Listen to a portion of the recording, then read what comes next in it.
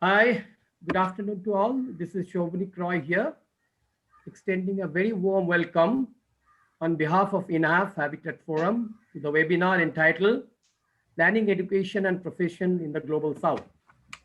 We are living in an era of rapid change and uncertainties in all spheres of life and development. Since liberalization of the economy in the 90s, most severe disruption happened for the first time across the globe and in global south, particularly due to the pandemic. Indian cities have been unsettled in all aspects to the extent happened never before since independence. Reverse migration of millions of urban poor from cities to villages is a testimony to the scale and intensity of adverse impact of the pandemic on the icons of prosperity, our shining megacities. And this is not the quite unexpected, considering the trajectory of urbanization the nation and the states have embarked upon in last 3 decades. Only the inevitable happened with the trigger of the pandemic. Indian cities are paradoxes of enormous scale.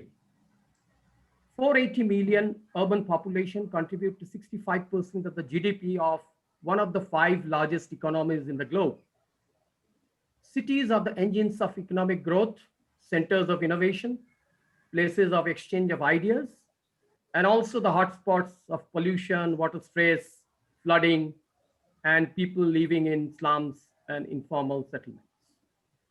We, on behalf of INHAF and over 50 urban professionals and civil society activists from academics and grassroots NGOs, have been hosting a series of 40 webinars from June 2020 to January 2021 on the theme Rethinking Indian Cities, to share the various perspectives on several urban themes. The series is an integral part of and feeds into the initiative launched last year called CTURE, Citizens Urban Initiative. It is a societal effort spearheaded by India's leading professionals, thinkers, and practitioners to work on the blueprint of productive, inclusive, and livable urban future. The webinars are seen as opening the much needed societal dialogue on how we handle the urbanization process and develop our cities so that they don't not only remain the engines of economic growth, but also become socially cohesive, culturally vibrant, and ecologically sensitive places. The webinar series starts in June 2020. We have already completed 39 webinars on different themes like migrant workers, urban economy, affordable housing, water access, urban ecology, collaborative governance, urban finance, and technology relevance. The 40th one today is taking place on planning, education, and profession in the global south. The profession and education of planning in global south and India are at the crossroads. Since India and global south opened up in 1990s, there is a paradigm change in the cities in terms of shift in economy, rise of aspiring middle class, real estate dominance, technology uptake, data revolution, and value change of citizens and multi-stakeholder governance. The complexities have been shaped by the positives like flow of information, labor, capital, and also challenges like social inequity, natural disasters, and climate hazards. The profession and education in planning, both in terms of curriculum and pedagogy, are not adequately equipped to understand the shift, reflect on it, and reconfigure itself to address the multifaceted challenges. Those are cross-cutting and systemic in nature. We have a distinguished panel of experts today taking part in the conversation to dwell on all these issues. Without taking any further time, I would now like to invite Dr. Saswat Bandyopadhyay, Professor, CEPT University, and an eminent practitioner of planning in the country, to kindly initiate the conversation. Over to Professor Saswat Bandyopadhyay. Thank you, Dr. Shovanik, and good afternoon to all participants who are joining us from India and various other parts of the world. I would like to welcome you for this webinar number 40 on rethinking cities. And this is an opportunity for me to set the context of today's webinar. I would share a quick presentation to just to set the context of today's webinar in this. And as Professor Sovanik just explained, that rethinking cities under this series, today is the 40th webinar where we are looking at planning education and profession in Global South. Generally, these discourses on planning with education and professions are very limited. So this is a good opportunity, and I must thank the organizer, particularly INHAF, for organizing this particular webinar. Now, as you all know, and just also reiterated by Professor Roy, cities in the Global South are the key sites of rapid growth and economic transformation. We are often calling them as engines of economic growth because these are the sites for formal and informal labor markets. Also, the house to a large number of urban poor in these cities, and rapid growth and changes are leading to declining in service level, quality of life, and living in the cities. At the same time, the cities here are also at the site on the forefront of climate change variability and their impact. And various projections by UN and other agencies suggest that by 2030, that humongous amount of urban population would be in the cities in South. Now, if you, this is the background or context, but if you look at, in this context, look at the role of urban planning education.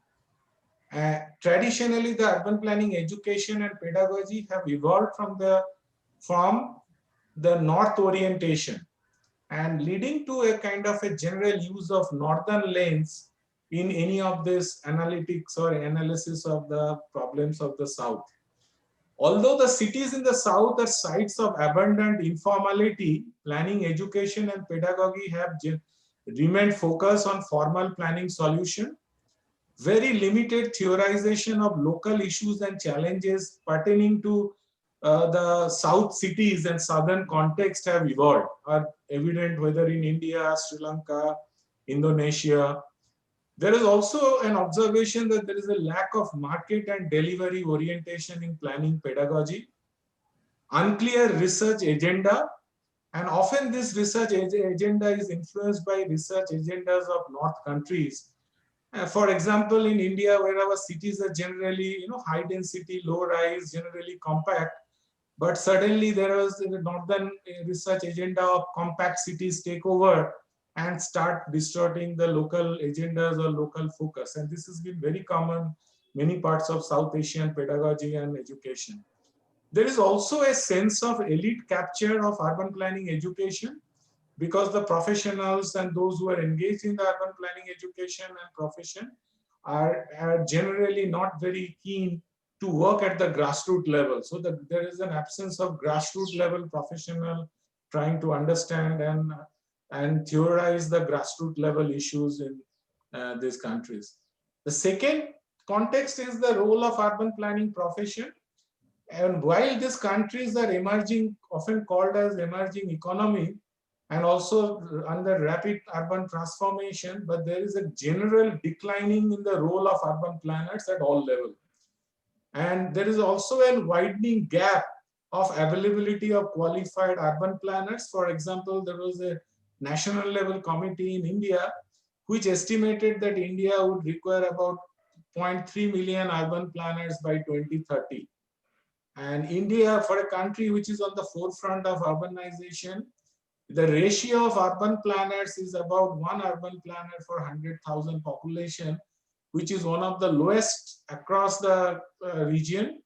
And if you compare with North countries such as USA, where the ratio could vary between 1:5,000 planners, one planners for 5,000 population.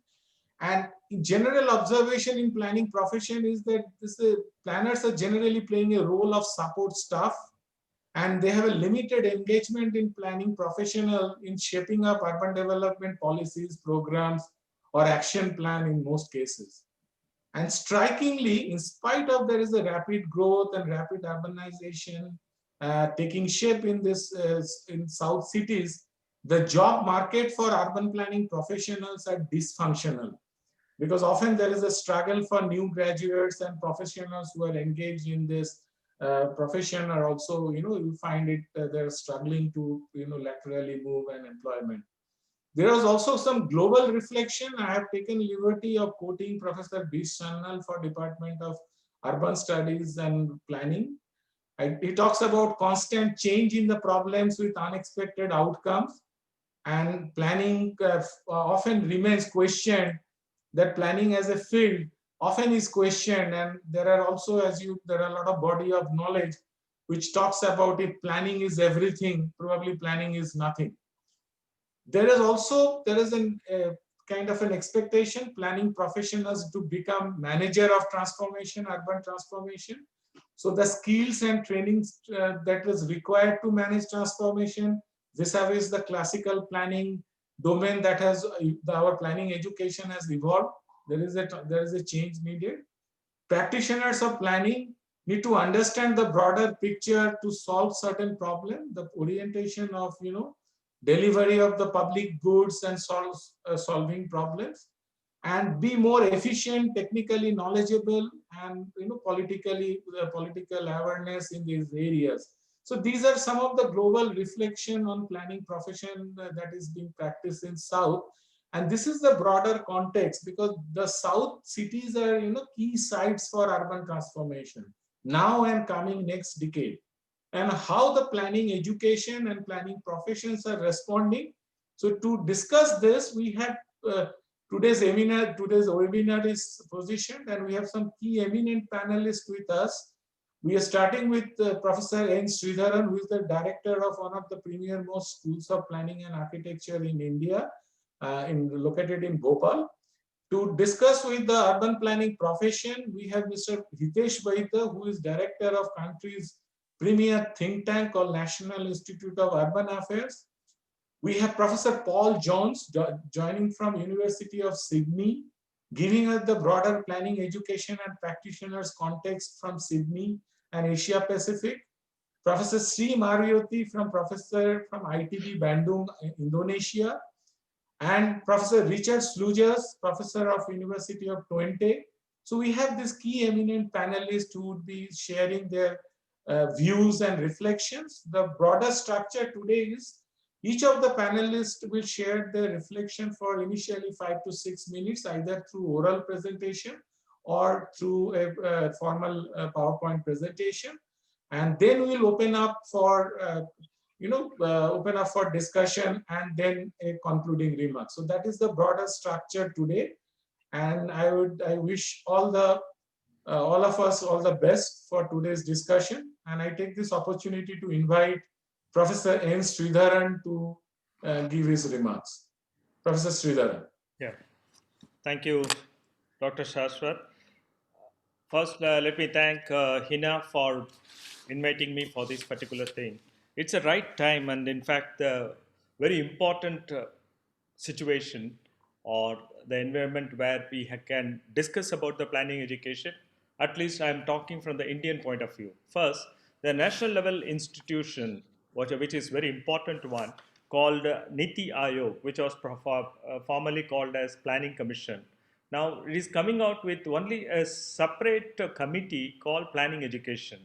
Now they are talking about how the cities are going to be done. They started off with urban development, and I'm sure Mr. Hitesh Vaidya is also part of the committee of that. Now they are shifting. In the last week, we had a long discussion about the rural development, how to link it these two, because the aspect of urban development cannot be separately identified, and it has to be linked to in terms of peri-urban as well as into other rural areas, to bring it in terms of how these two are connected.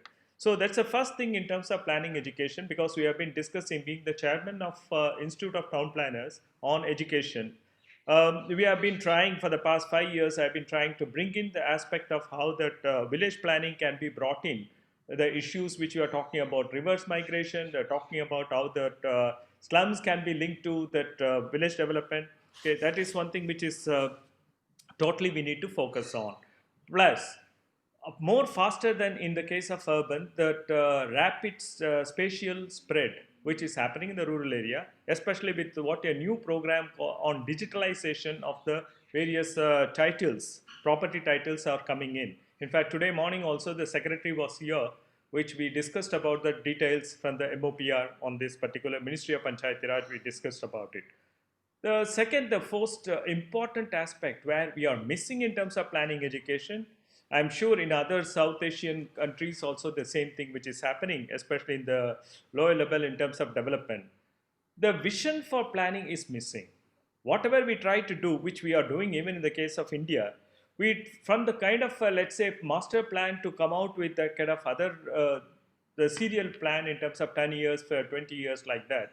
Now we cut short all those things in terms of programs. The focus is in terms of short-term programs and how to do it, because that's more money, more funding. So all the planning schools as well as the planners who come out, they are shifting to in terms of programs and projects rather than master plan, which is totally, I mean, a little bit of a problem in planning education itself. Second, the most important thing in terms of what is required now, how do you address that issue to planning education in terms of barefoot planners? We need to have barefoot planners, otherwise it's impossible for us to fill up the entire thing what is required in terms of planning.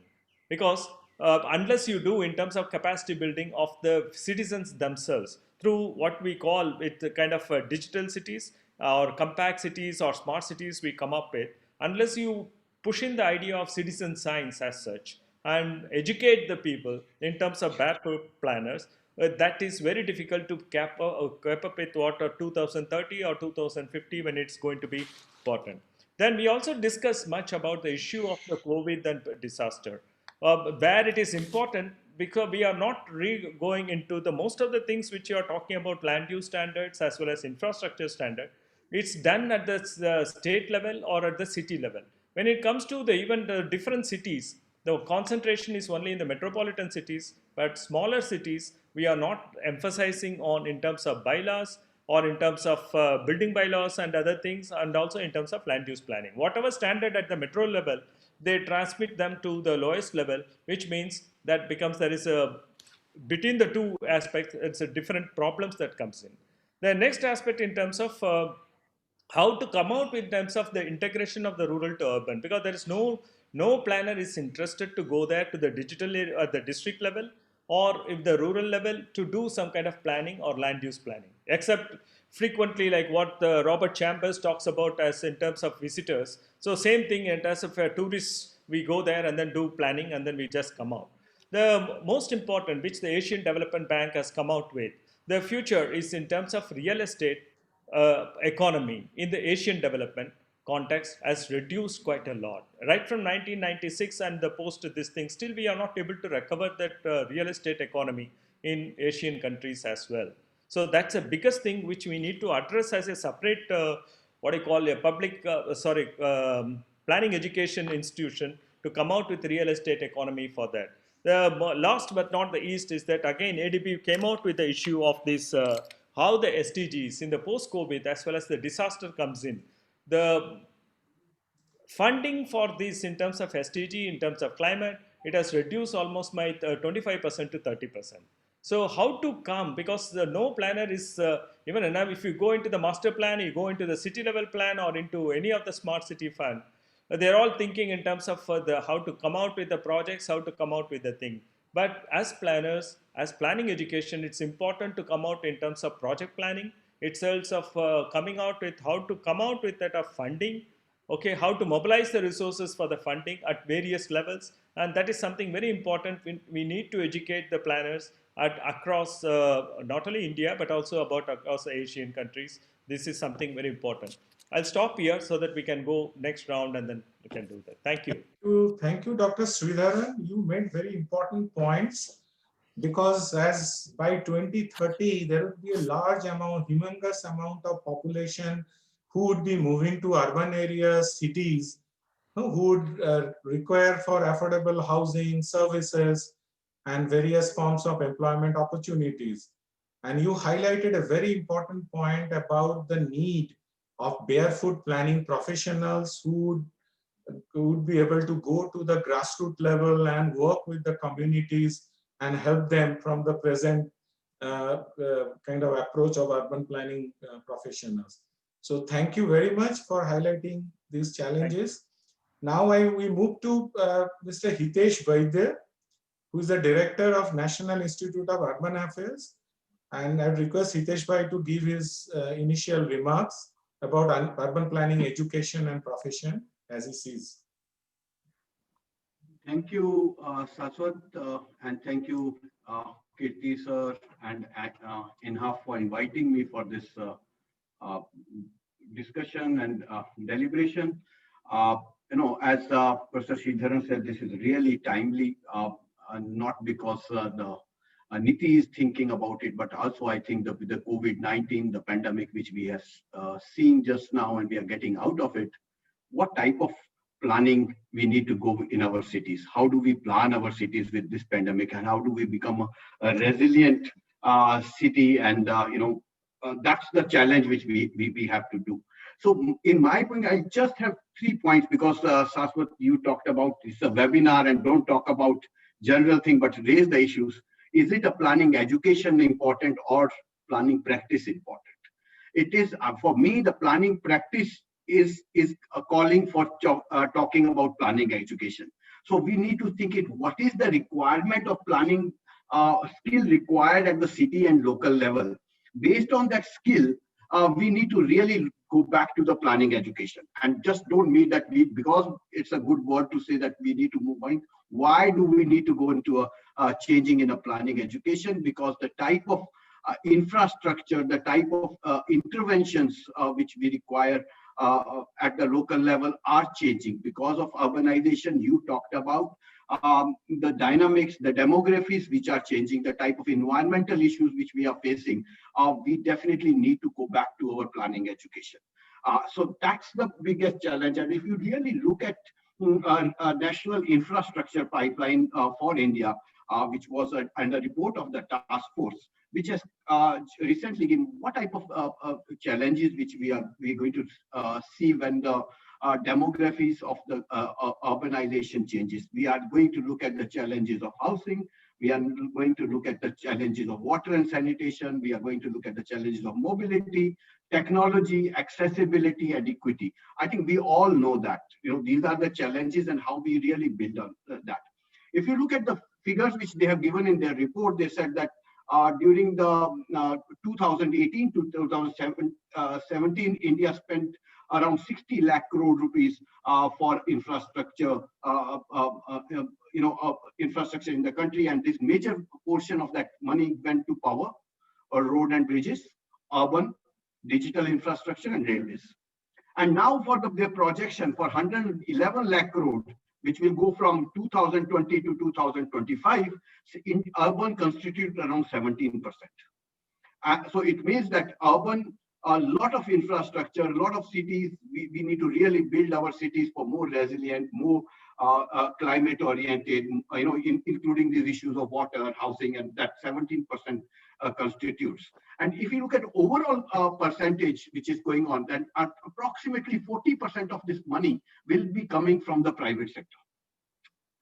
So when we are looking at our planning education, we really need to look at how we accommodate our students, our young professionals to really address these issues. And I think during, before we start, and Professor Kirti Shah made, and also Dr. Sridharan and you made, we need to really look at 5 things which I think we need to look at. If this infrastructure has to come, this infrastructure has to be built, then are we teaching a project development process to our students in the planning education? How we are building their capacity to work with the private sector. So what type of convergence issues with the private sector and with the different comments we are trying to integrate within the planning education? What type of enabling environment, what type of institutional structures which we have, or policy frameworks which we are going to create for teach them in our planning education, so they are equipped when they come to the market to address these challenges. There will be issues of procurement, contract management, implementation, monitoring and financing, resource mobilization. Professor Sridhar talked about. So these are the issues which we need to really build in our new planning session so that we equip. But having said that, again, the another question, with 2 years of planning course or even a 5 years of planning course, if you look at undergraduation and 2 years of post-graduation, do we think that our planning profession can we teach this type of a big subject in this masters or let's say bachelors? How do we really integrate this in our planning curriculum? That's the challenge, and what type of planners we really want. And one thing which I think we have to, that planners don't have a solution for all the problems. So we do take very harsh on us. It is cities are not happening, working resilient. It's the planner's fault. But I think planners should not be harsh to themselves, because there is a lot of other people in the ecosystem. They also need to work like that. So I think planning profession itself, how much it can do has to be defined very clearly, that how much we can really change this whole, because you use the planning profession to manage transformation. How much they can contribute to manage this transformation, I think it's a question we need to ask as a planner ourselves, how much we can contribute to that. Now, so that, having said that, I definitely agree that we need to accelerate training and future professionals in order to address these urban challenges, particularly post-COVID-19.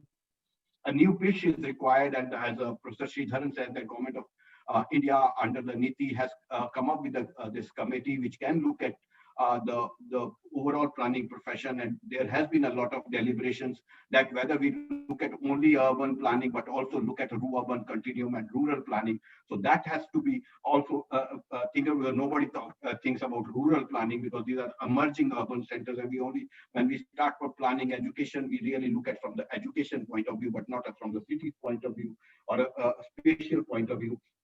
So I definitely think that planning a new generation, young professionals is a real complex issues. So how we manage that within the 2 years course and 5 years course or whatever we do, because I particularly think, and my daughter, and I'm giving an example, my daughter came as an MBBS. It's a 5-year course. Then she has to do 1 year a compulsory internship. Then only she can go for the next study and then start practicing. But whereas we do a 2 years course and one becomes an expert, the next day he comes out of a college and starts that. So that's the area we need to really look at it, and we need to working with I'm also working within my team as a master plan of Delhi, and I for 2041, and I particularly call everybody there that there's no planner who can in the world who can think about how Delhi will be in 2041, because our imagination does not go that far, and we are always looking at it. But one of the biggest challenge which we are saying that to 2041, Delhi will, whether it's Delhi or any metropolis, the technology will be playing a big role. So what type of technology planning which we need to do is that when the young aspirational generation will be looking at technology, what type of technology we need to be really built in while we are planning cities. I think that will be another challenge. So I think these are the issues which we need to really grapple with. I'm looking forward to our deliberations and to the thought process, which we can take it from this webinar and start thinking about it while we are working on this report with the NITI to come up with a very concrete step-by action plans that these need to be done. And I think it has to be one of the quick wins where we really position the role of planner, which I particularly feel the role of urban planner has got diluted so much over a period of time that people better think that there is an engineer, MBA, or a management gurus who have taken over it. So we need to establish with this whole thing the role of planner in the planning process, and also we need to really come up with what type of solutions or what planners can do. So with that, I stop it here and come back with the next deliberations with that. But so I think we need to really look at planning curriculum in that perspective, or a planning profession in that perspective. That's what I would say. Okay, thank you very much. Thank you, Hitesh. You made some excellent points. One point is very important, as that's, I think, this just it said that if planning is everything, then probably planning is nothing.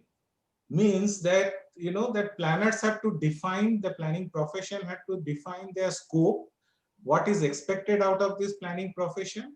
The second point that you highlighted is also that our planning education is gearing enough to meet the challenges of the field. the kind of rapid transformations that is taking in our cities. So are this planning, education, pedagogy are reflecting on them? The third aspect that you are talking about is, you also highlighted about the planning as managing uncertainty or future uncertainty. For example, a master plan or a long horizon plan which is spanning over 20-30 years, what would be the role of planners in working with uncertain future? So thank you very much for your points. I am sure you flagged some of these points which you will take up during the deliberation. So from Indian perspective, now we go more to the Asia Pacific perspective. And I would like to now invite Dr. Paul Jones, Associate Professor of University of Sydney, to make his presentation. Over to you, Paul. Thank you, Dr. Saswat. And firstly, thank you to INHAF for giving the invitation for me tonight to share a few thoughts on planning education. So I'll just ask Arika if she could put up just a couple of slides here that I've got. If she could share the slides. If we could just perhaps move to the second one. Just move on. Yep, that's great. And just on to the second, and I think I should just like to start. It's a customary thing for us here at Sydney University to acknowledge the custodianship and the law of country and the Indigenous lands on which the university stands. It's very important that we acknowledge that. And as I'm not in Sydney University, I'm actually 6.5 hours away. I also want to acknowledge the traditional owners on which my house and my property stands. So we just move to the next slide. The points that I'd just like to make in the next 5 or 6 minutes really come in the context of, I suppose, teaching for the last 15 years in urban and regional planning and being program director of the master's degree for about 9 years. And in that context of seeing the changing cohort of students, so moving from a sort of domestic mix to a increasingly domestic and international mix of students. And on that point, I should say, we have some very, very, very good students from India. And in that context, also pointing out that the needs of students are changing, again, domestic and international. So what they want to understand, their tools of analysis and theory and practice skills have changed in that time. And most importantly, we're seeing the city itself change. And I put this thing just right up at the top there is that what I think one of the issues with our planning education is that we tend not to grapple with what is the notion of the contemporary city. And we fail to for students in the context of our student education of really dealing with what issues of complexity and the depths and the scale of these urbanizations are, again, in a contemporary city context, meaning a global city context. I think that's one of the areas that we tend very much to fall down on. And hence that what I see in curriculum in Australia and across the Pacific, and slowly I think we're seeing more change in Asia, is this lack of sort of interrogating what the contemporary and global city means. Because unless we do that, then we really can't ask the questions about the methods of analysis and the practice skills that we need to equip our students with. And that is really important for academics, because the way that we understand and interpret the city is obviously going to be passed on to the students, who really are future leaders and our future practitioners. Next slide.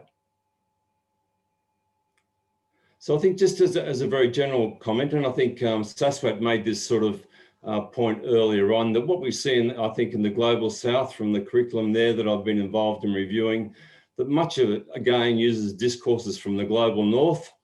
And I think what we tend not to see is that we don't really have at this point in time a strong global south theory.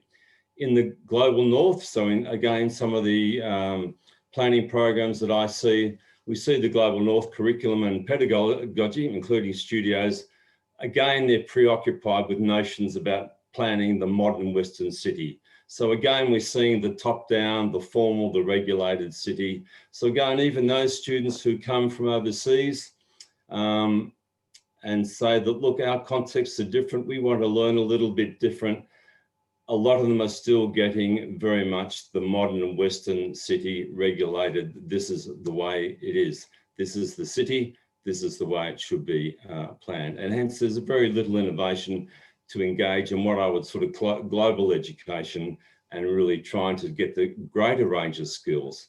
And I think what's interesting here, just that the evidence base, which I'll finish off on the next slide in a minute, is that again, the survey shows, and you see it just from talking to the students, is that the increase in the number of students who want mobility, so students who are at universities in Australia who want to go overseas and experience different cities and different contexts, informality, informal settlements, those sorts of things has increased. Obviously, COVID's changed it, but generally the trend has been a major upward shift of people wanting to move out of their little box and be equipped with skills to deal with bigger issues than what they see in their own backyard. So just go to the last slide. Thank you, Erica. So evidence, I think the evidence is strong from students. I think we hear from students, both domestic and again, the international students come, they're telling us that they want to hear about regulated planning, but they also want to know more and more about how they resolve the context in which they live and in which they will return to and which they will have to deal with in terms of planning and design. And hence they're seeking this balanced planning and design education in terms of, I suppose, the formal regulated ways of top-down planning that we tend to preoccupy our curriculum with, but we also need to teach them about the rules and the orders that belong to informality and the rules that shape and mold informal settlements and informality. And they're really important skills. So I think it is problematic trying to realign education, the curriculum, the pedagogy. It's not easy, you know, lots of our colleagues, you know, have little idea or little interest and the systems don't really support it. You know, there's budget cuts and so forth. But again, if we think in terms of balanced education, equipping skills, meeting the needs of our students, and most importantly, understanding the city as it is before jumping to what it should be, then we really need to really have a really strong look at the education that they're teaching. And change is possible. It's not going to happen overnight, but it's going to be step by step. It's going to be incremental. We've been doing a lot of great things in Indonesia with ITB University, taking students, cross-cultural planning, and those things are incredibly rich experience. Saswat's also been involved.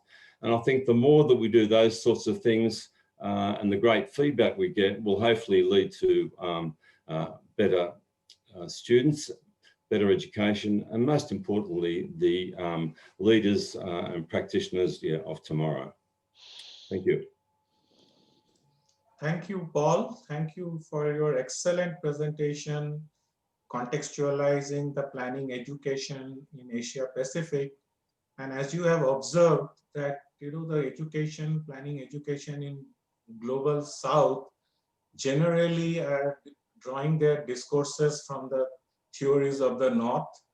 And there is also in general observation from planning education or effort towards the North is towards, you know, planning a modern city.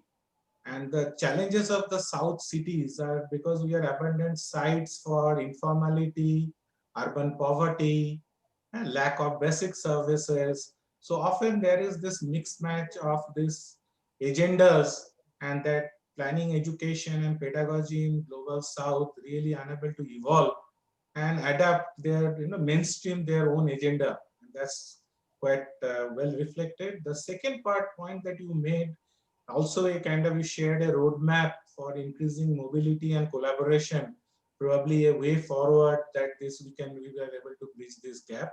Thank you very much. And now we move to Indonesia, our colleague Dr. Sri Maryati.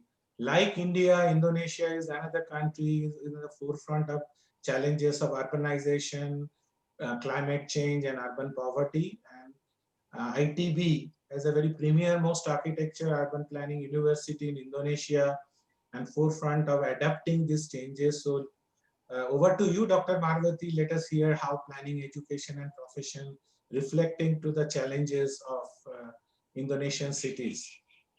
Yes, thank you, Professor Saswat, and also thank you for INHAF Studio to invite me to share the challenges and issues of planning, education, and practice in Indonesia.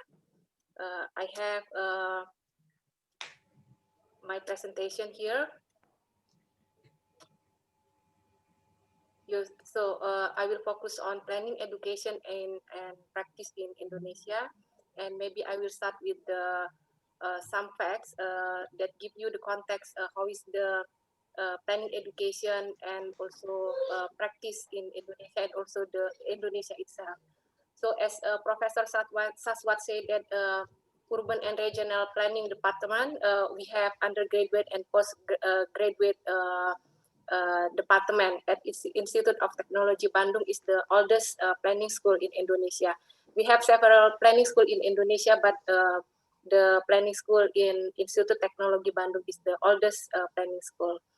And we have from our school we have around almost 3,000 graduate from this is only from bachelor degree.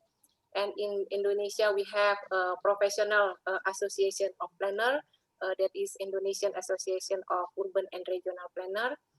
And this is the fact related to Indonesia. Indonesia is very wide country. We have a number of population almost 300 million, and the total area is 5 million square kilometer.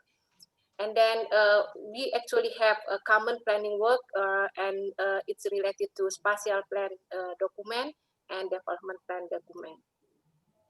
So we move to the issues and challenges, and here I would like to separate, although it's have a relationship between education and practice, but I try to make it different. So for planning education, especially in Indonesia, we have very vast spectrum of physical, social, economic, and cultural condition. As you know that we are consist of thousands islands and also the high number of population and wide area with the variation in physical condition of the area itself, social, economic, and also cultural. So in this context, planner or student has to understand the local context of its region.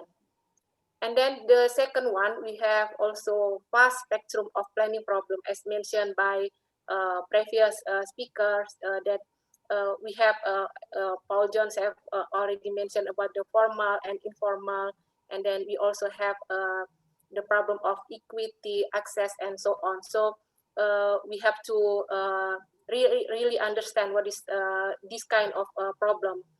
And maybe this is not exist in the not country, but it's happened in global south. And then the third one is rapidly changed world, as some previous speaker also mentioned about climate change and give a very high impact to Indonesia, and also give an impact on the how we plan the city and also the region, including the rural area. And then, as we know, now we face the problem of COVID-19 pandemic, and this is also have implication on the planning education, how we deal with the rapidly changing world, and also technology. This is we know that everything related to technology change very fast, and then we have to. I think we have to follow this change also very rapidly. So I highlight here that students and planner must have the ability to recognize the problem, understand the local context, and be able to adapt quickly. So maybe we cannot give course very specific, because the world is changing rapidly. So and also the problem always increase every time. So I think the important thing that the student have this ability, how they can identify the problem, understand the local context, and also how they can adapt quickly with very fast changing in the world. And then this is also that planning education have to in Indonesia, the planning education or planning school, it's not or unrecognized widely in Indonesia. So maybe not everyone know that we have planning school or planning urban and regional planning and so on. And then for we go to the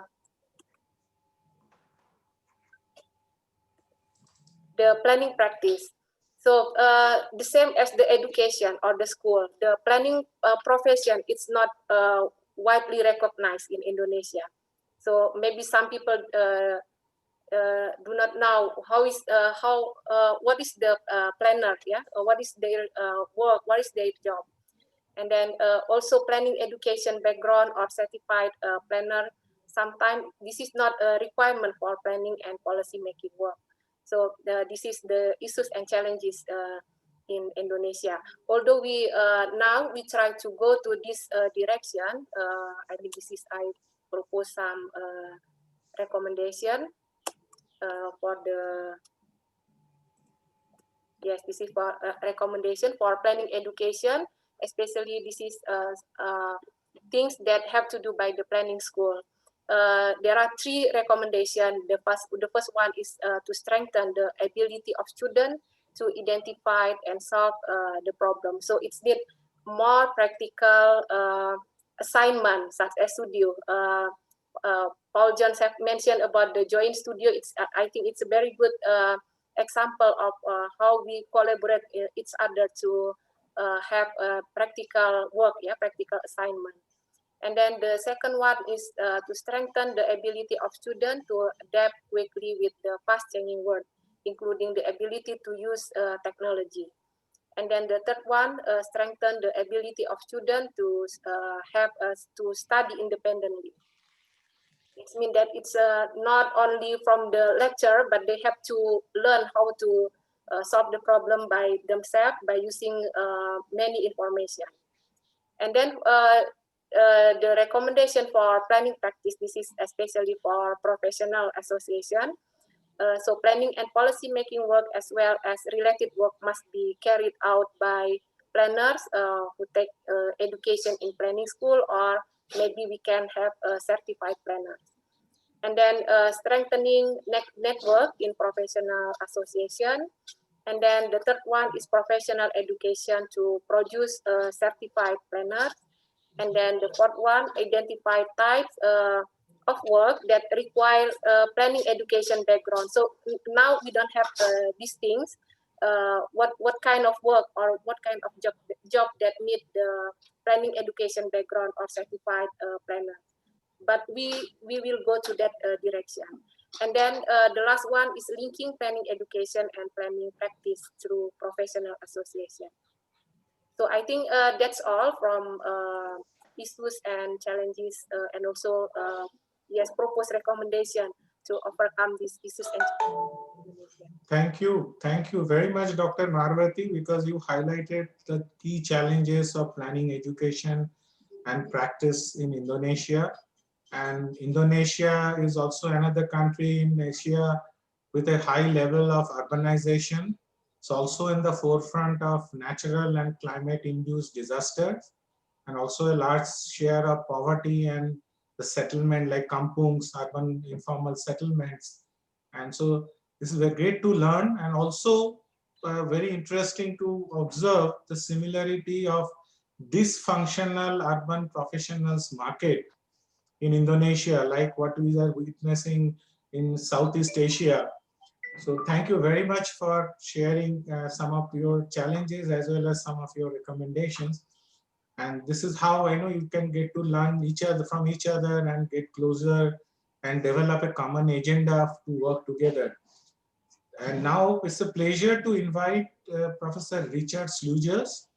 Richard is a professor of University of Twente, and to his credit, Richard has been on the forefront of seeing students from all across the world coming to and training at his university. So in summary, he has been seeing the pedagogy and education in various global regions ranging from Asia, Africa, South America, and of course the European Union. So welcome, Richard, and over to you. Good. Thank you very much, Saswat. It's a pleasure for me to be here, join this panel. It's a great honor to be invited by the Indian Habitat Forum for this webinar. Look, I'm going to try to reflect a little bit of make some observations about my experience, of course, in planning education. Maybe not only in the Global South, but I would say with students from the Global South. And of course, I have to do this. You have to bear with me a little bit because I certainly haven't been everywhere in the world. But I have I think the great honor of working at the faculty of ITC, which is the Faculty of Geoinformation Science and Earth Observation. Now the faculty used to be independent, but we're now a faculty of the University of Twente in Enschede in the Netherlands. And we have been working in, say, promoting the use of geospatial information technologies.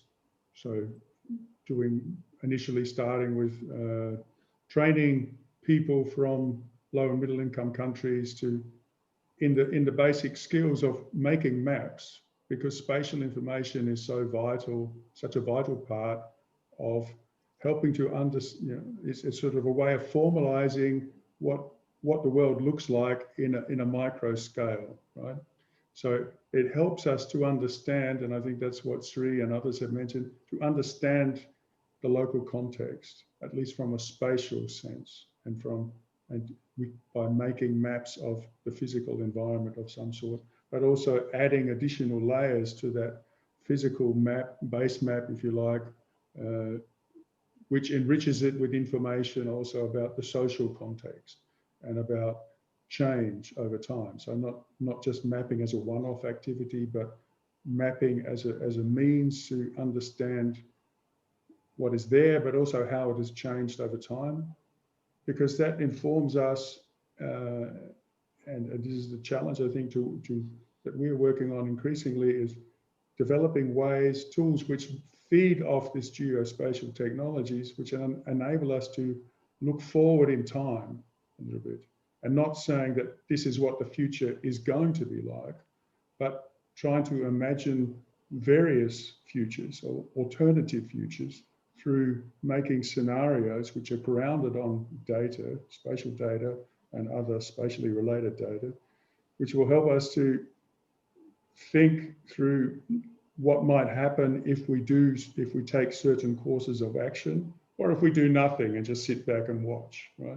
But of course, we're here to talk about planning education, so hopefully the planners that we are educating are people who are motivated to act, and to act in ways which should ultimately, I think, benefit society in general, and perhaps, and I think this is something that's been mentioned several times also, given the context we're talking about, the global South, not only the companies who are involved in real estate development, etc., but also the citizens and those members of society who are less fortunate.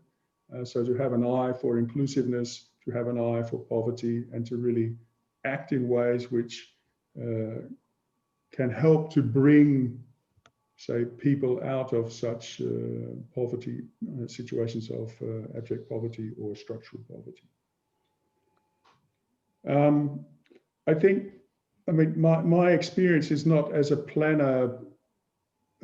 I've had some experience as a practicing planner in Australia many years ago, but most of my experience since I left Australia in the mid 1980s is really in education and research, and particularly, as I said, related to this world of geospatial technologies.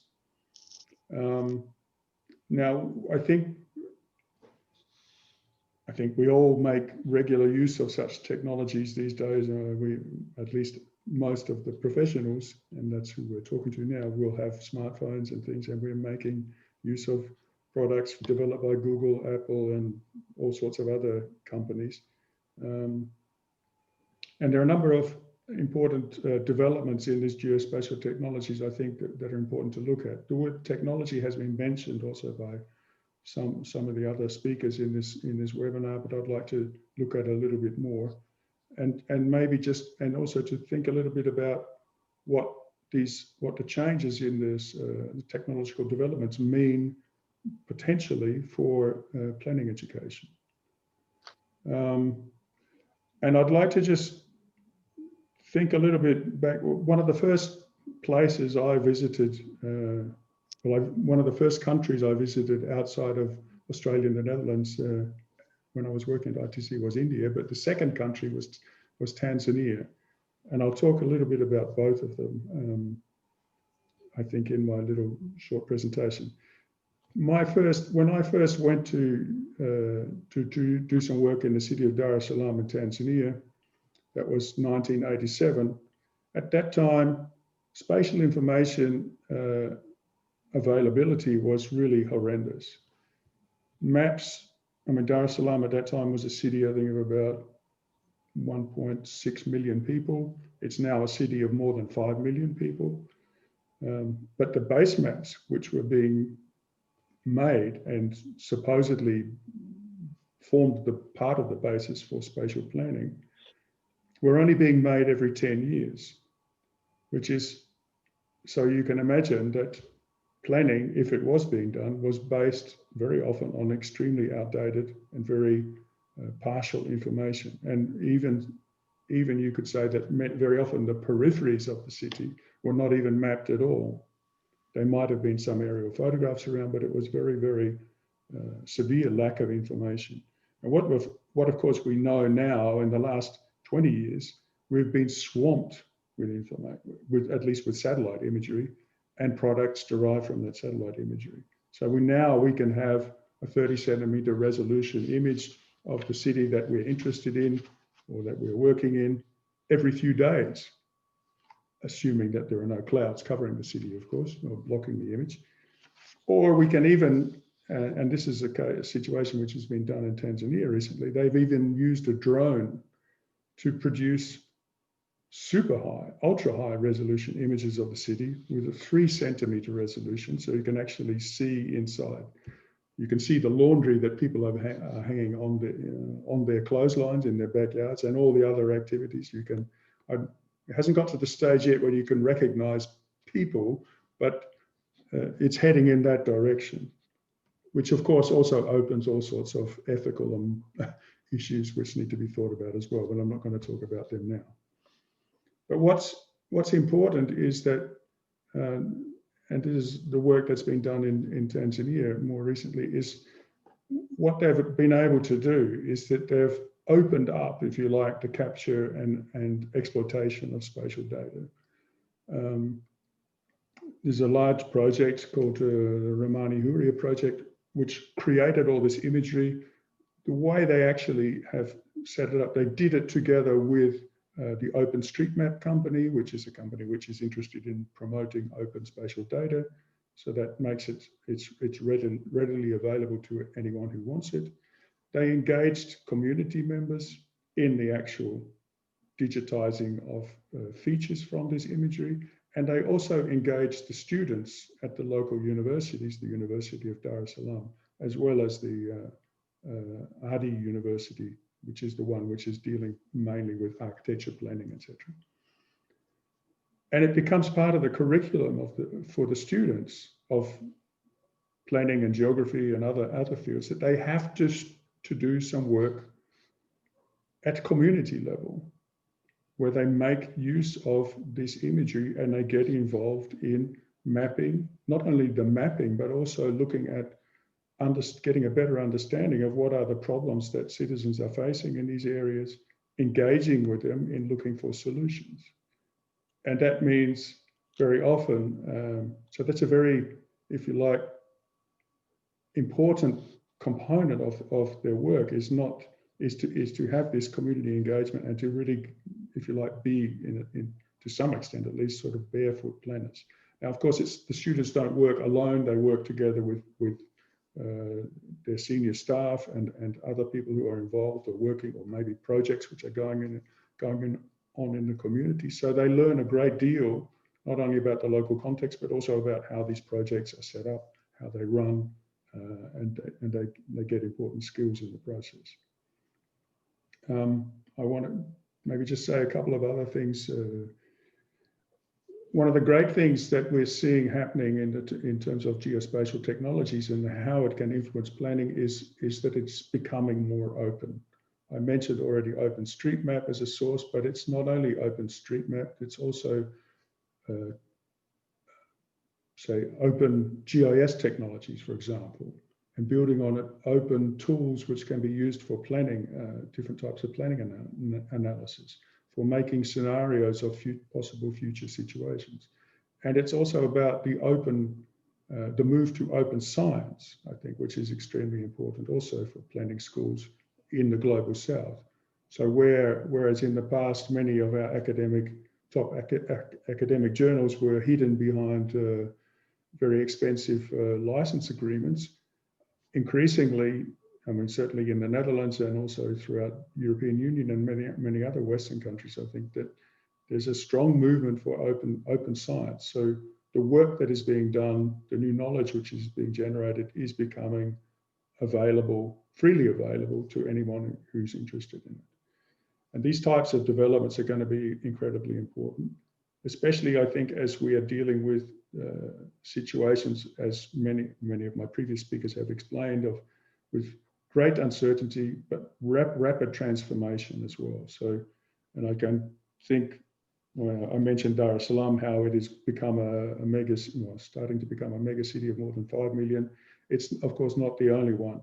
Kampala in Uganda, another city I've worked in, is growing from 3 million, greater Kampala population, 3 million, about 2012, expected to be 8 to 12 million by 2040. I know New Delhi was mentioned, the national capital region. In 2012, I was working with some people, a collaboration between Indian and Dutch academics and professionals.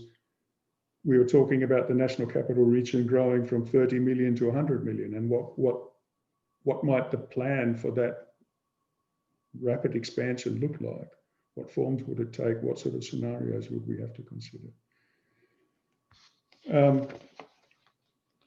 I think if I can bring it back to the planning education, and from where I stand and the expertise I have in geospatial technology, there's a tremendous scope for increasing the access, and I think it's important that planning students, the new generation of planners, learn how to exploit the technologies that are becoming available, and to do it in a way which is inclusive and which really engages multiple perspectives on what the city is. It's not just a question of looking at the satellite image and making the maps and sitting behind your desk and your computer and imagining for yourself what the city is, but it's about bringing other people and the full gamut, I think, of full diversity of interests in the city into the discussion, and trying to reach some sort of agreement or consensus on which directions are going to be taken, and also how the burdens and the profits are going to be shared, and to do that in a way which keeps in mind issues like sustainability, the need for increasing resilience and justice and fairness. Thank you very much.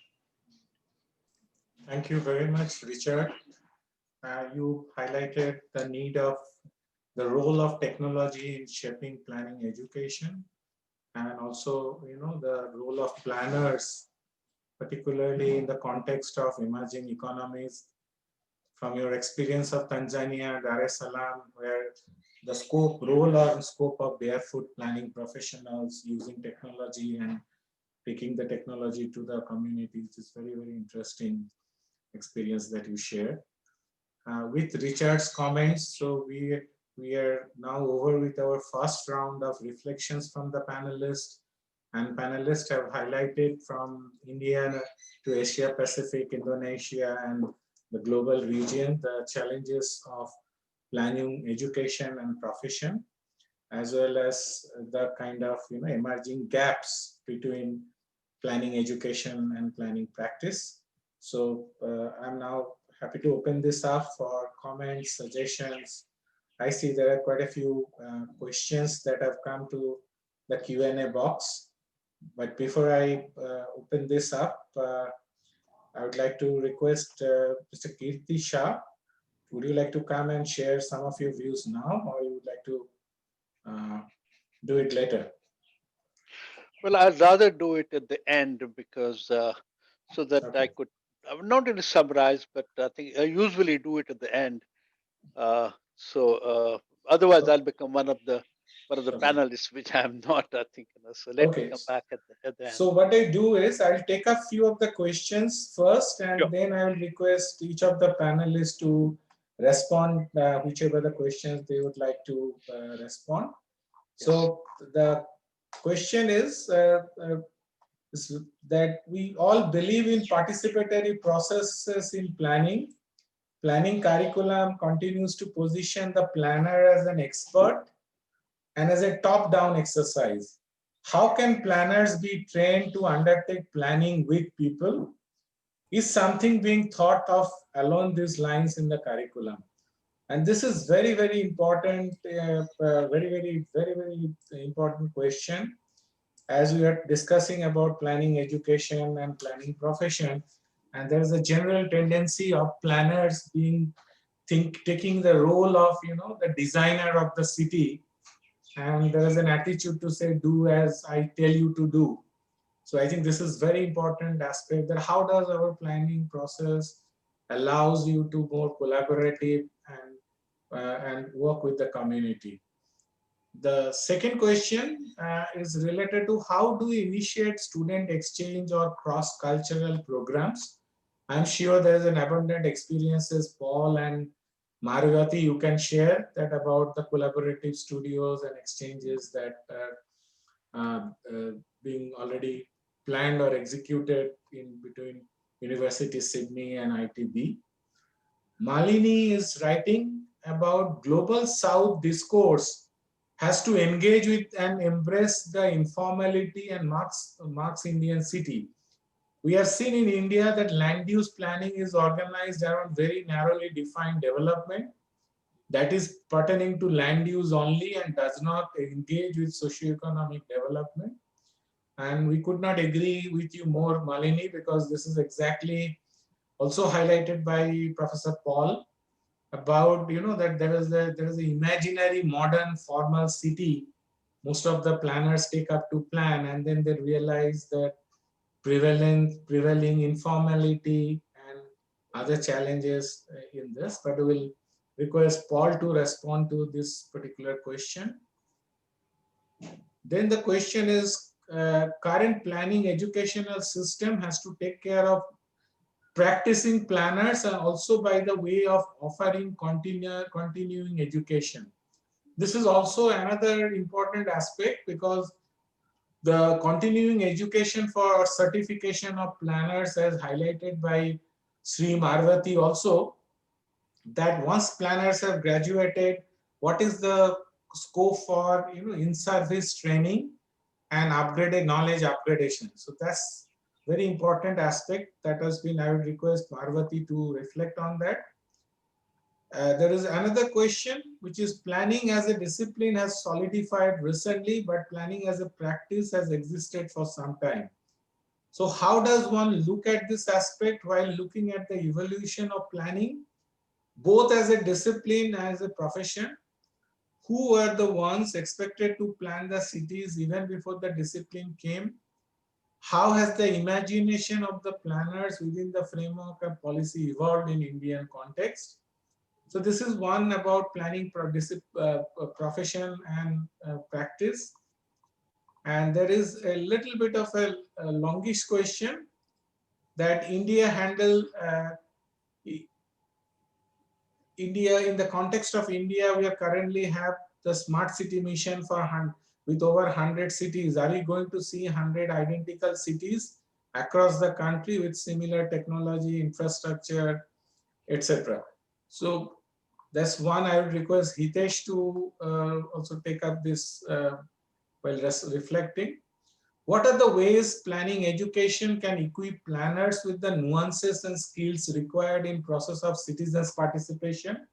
This is again the participatory planning and the tools and possibilities of digital collaboration or physical collaboration that are emerging. And there is another question, there is no deep reflection and experience sharing on planning pedagogy.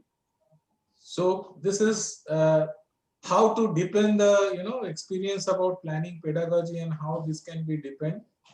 And there is another question, do you think planning education addresses and integrates ecological science, ethics into planning subject and studios? There is a question, we in India have several planning courses at the master's level with various specialization. Do you think it is feasible to have masters in planning with specialization in geoinformatics? This is a question which is directed to Richard. And then the question is, how can planning student be equipped to look at inhabitants of a city town more heterogeneous manner, understanding the needs of different sets of people?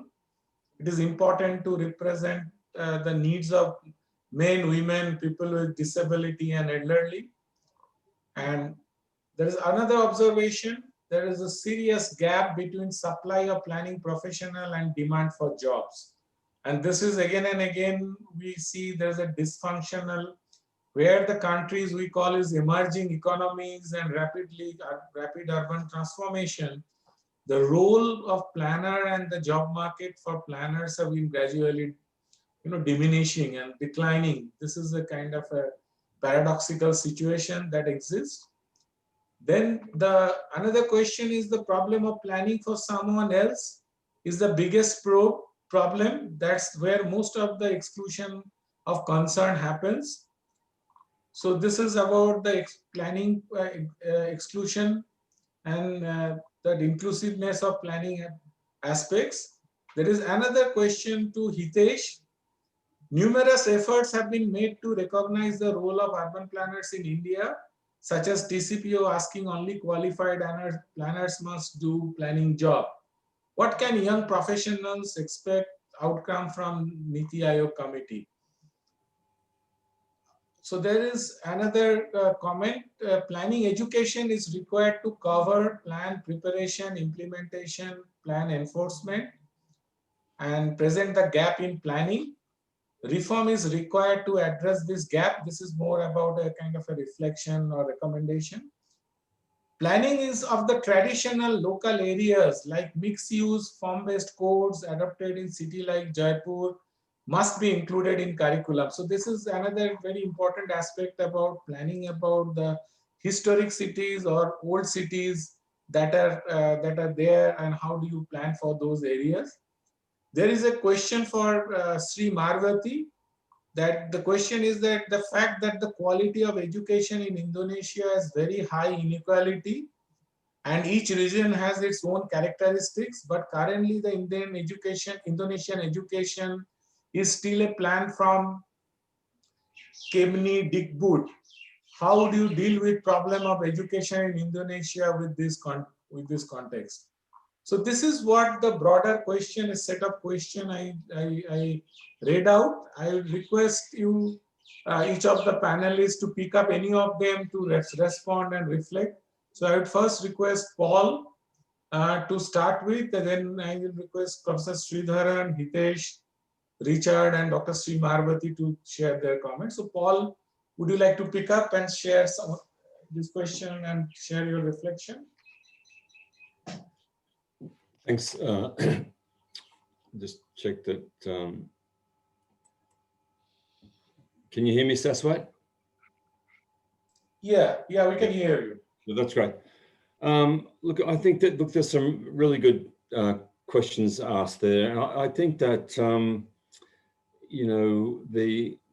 the thing about trying to shift the planning education, the curriculum mix and pedagogy, again, it comes back to really asking the question, not only about the fact that that we live in a world of incredibly diverse contexts at different scale, but again, trying to embed that in asking that fundamental question about, do we really understand the city as it is before we want to jump to the city as it should be? And I would argue that we are very deficient in understanding all those contexts and trying to get students to see those across the whole span of the simple binary of the formal, informal, across that sort of contemporary global city. And as we can see from some of those questions there, talking about Malini there, talking about the fact of getting a very formal education, but the reality is that much of the city lives a different way. And I think one of the good things that we did with ITB and with Sri Maryati, we not only say that there's a role for the modern city and the regulated city and the top-down city that we see in Indonesia and Australia, but we also try to show them in practice that there's actually rules, standards, sets of governance that also regulate sort of slums and informal settlements. So these things exist as well. And so I think the challenge is trying to, and Richard sort of obviously came from the technology point of view. So what we need to do is equip students with the tools to try and understand, deconstruct and appreciate this incredible diversity and richness of the city, and move that forward in a more planned way. I mean, that's the challenge, and I think it can be done if there's a willingness and some leadership to do it. Thank you, Paul. Thank you for reflecting, for your quick reflection. Professor Sridharan, there are two questions. One is, the question is that there's a sense of dysfunctional market for planners. At the same time, where the national committees or town planning institute, whenever we estimate, we see there is a large demand or there is a requirement for a few 100,000 planners for managing cities and settlements in India. At the same time, the market for job professional, market for the planning professionals are very limited. There is a sense of paradox here. So your reflection. Yeah, the first and foremost, good. There are many questions which are there, which has right. I thought something, I'll point out some of the quickly. Yeah. The point which you talked about is that it's like what I started off in the first round. I said that most of them are interested to be there in the metropolitan city or in the city itself. Nobody is want to go to the district level or come out with other, village level or block level planning. Because say, for example, even in the case of the new mission called Urban Mission, now there is a huge much of, 300 places in urban clusters are required. In each of the clusters, we require about minimum 5 to 10 planners. But nobody is willing to go there and then start doing the work. That is one, which is the problem comes on both the sides, because there is now the demand for this, even in the smart city when they are going for more than this, or more than 100 now. Okay, the demand is more. Then second thing is everybody wants to be in the other aspect, that is only in terms of going into your projects, not in terms of planning. That means the second part is also there. See, the existing planners are also not in terms of monitoring or in terms of evaluation of the existing plan. There is a huge demand because there is no planning, the monitoring and evaluation being done by any of the institution. Masters level, the master plan institutions like development authorities also, they don't go into in terms of monitoring and evaluation aspect, which needs to be taken up to generate more, job for the people. One. The second aspect which has been discussed about, in fact, one of them talked about the village planning, how to have that planning education itself.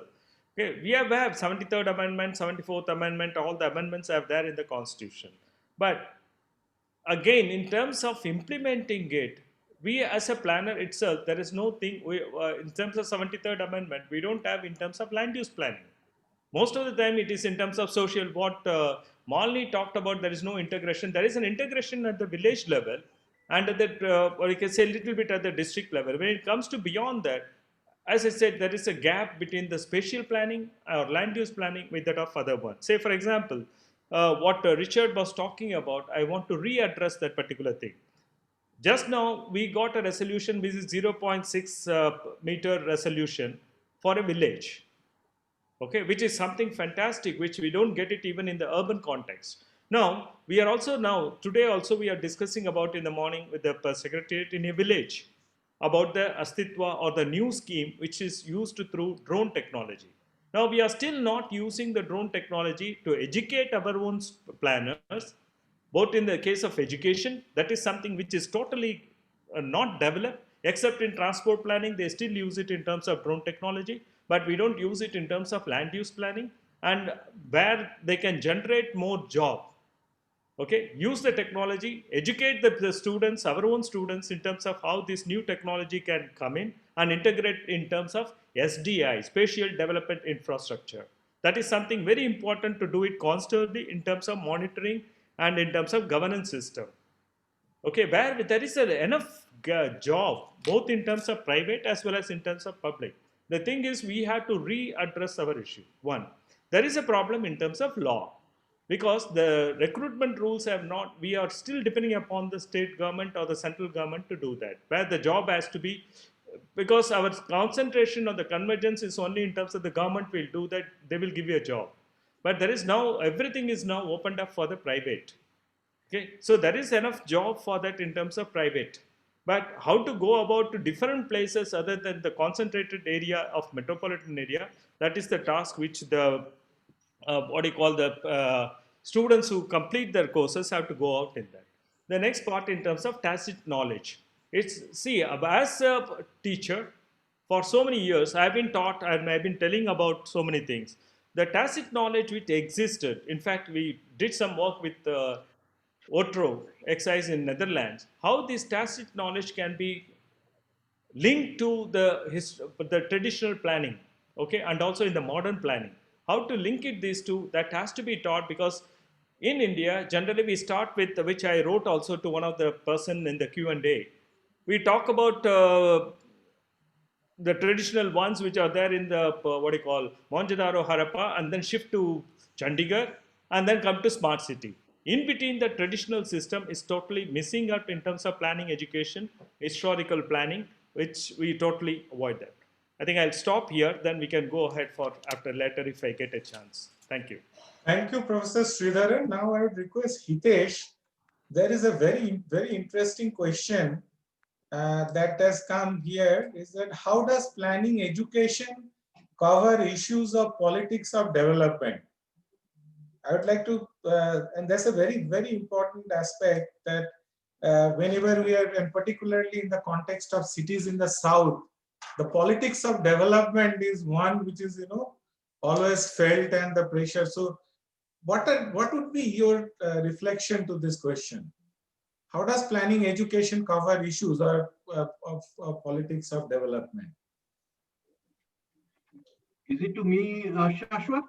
No, this question is general, but I thought because you may be able to reflect on this. I still have to understand this question, because if the person who is there, if can make it understand what does it, because it's not only in the planning education, politics of development really influences a lot of things. So I just wanted to make it more clear. What does the person who is asking, seeking for that? So I'm a little confused on that. But I will still pick up the questions which has come up earlier, which was identical smart cities, and answer that first, and then maybe the person who is asked this question can explain a little bit on what is that is in his mind, and I can be more clear on that there.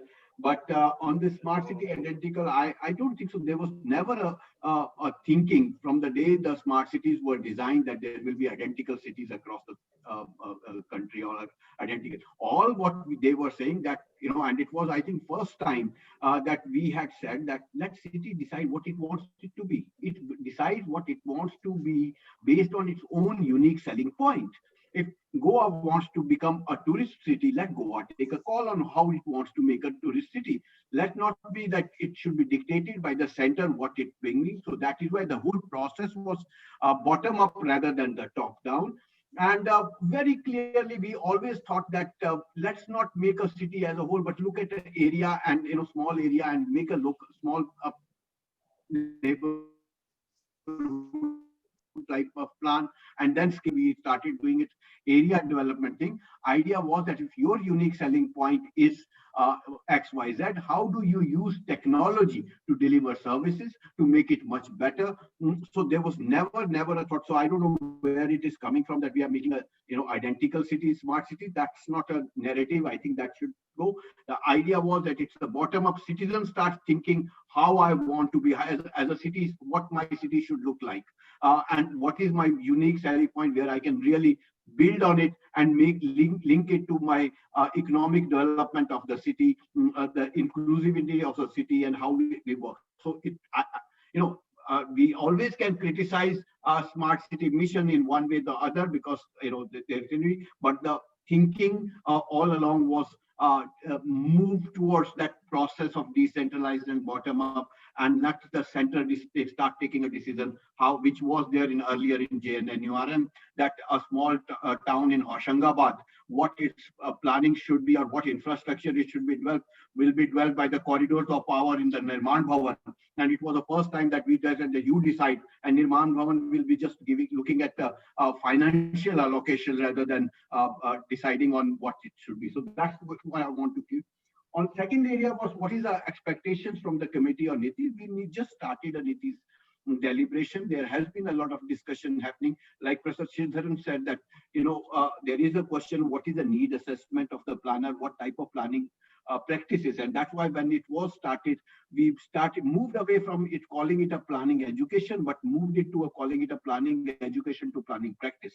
What is that is required? And based on that, what type of planning education is required is needed at the with the planning schools, how we can have a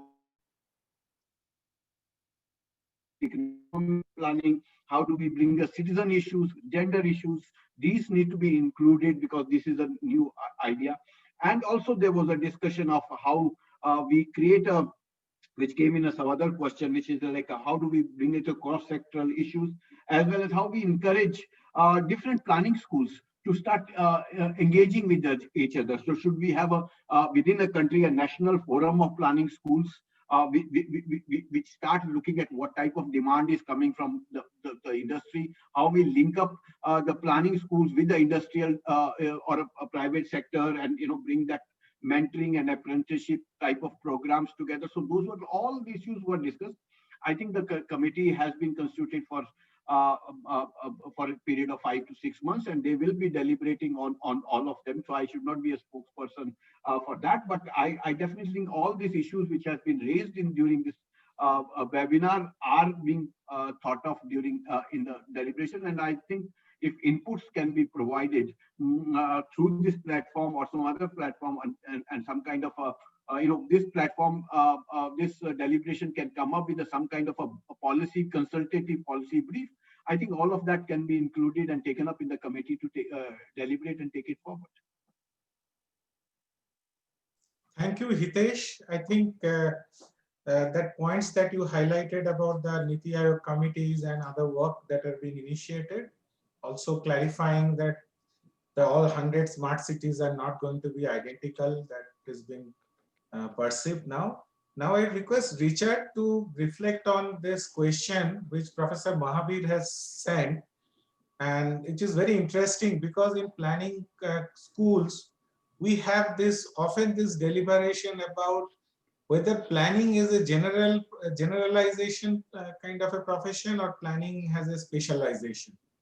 Now, as a result, from only a master degree in one planning course, now we have several specializations like urban planning, regional planning, environmental planning, and multiple specialization.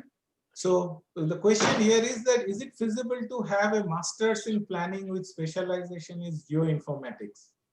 So planning as a general field vis-a-vis planning as a specialized field. Over to you, Richard. Yeah, I already wrote a little text response to Mahavir's question. I mean, I think there's a lot of planning is a rather, say, broad field in a sense, and it opens opportunities to create all sorts of specializations. There could be some which are focused on more technological aspects. I mean, I think that's the faculty I work in, and the planning program I'm primarily teaching in is very much an illustration of that particular aspect. And we've been doing it for many years. We still have a steady flow of students.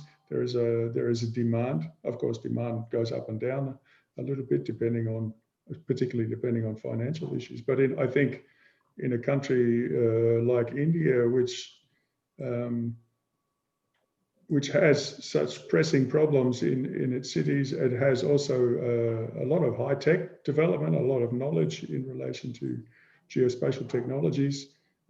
There should be, I think, a considerable demand for such trainings and planning specializations in planning education.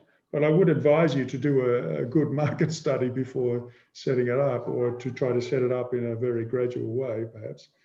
At ITC, we had an experience recently, and it's maybe broadening the discussion a little bit and connecting it to some of the other things which were mentioned.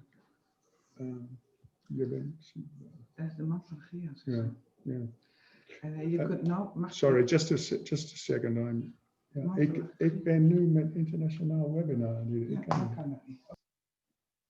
kan nu echt niet. Sorry, a bit of an emergency at home. We're in the lockdown mode. Where was I? Yeah, my train of thought. Yeah, just recently we've established a new course which is called Spatial Engineering, which is not planning per se, but it does include planning. So there are a couple of interesting things about that course. It has three sort of lines in it. So it's one on governance and spatial planning, one on spatial information technologies and related aspects, spatial information science, you could say, and another one on engineering. And we try to attract multidisciplinary people into that program, and we're quite successful.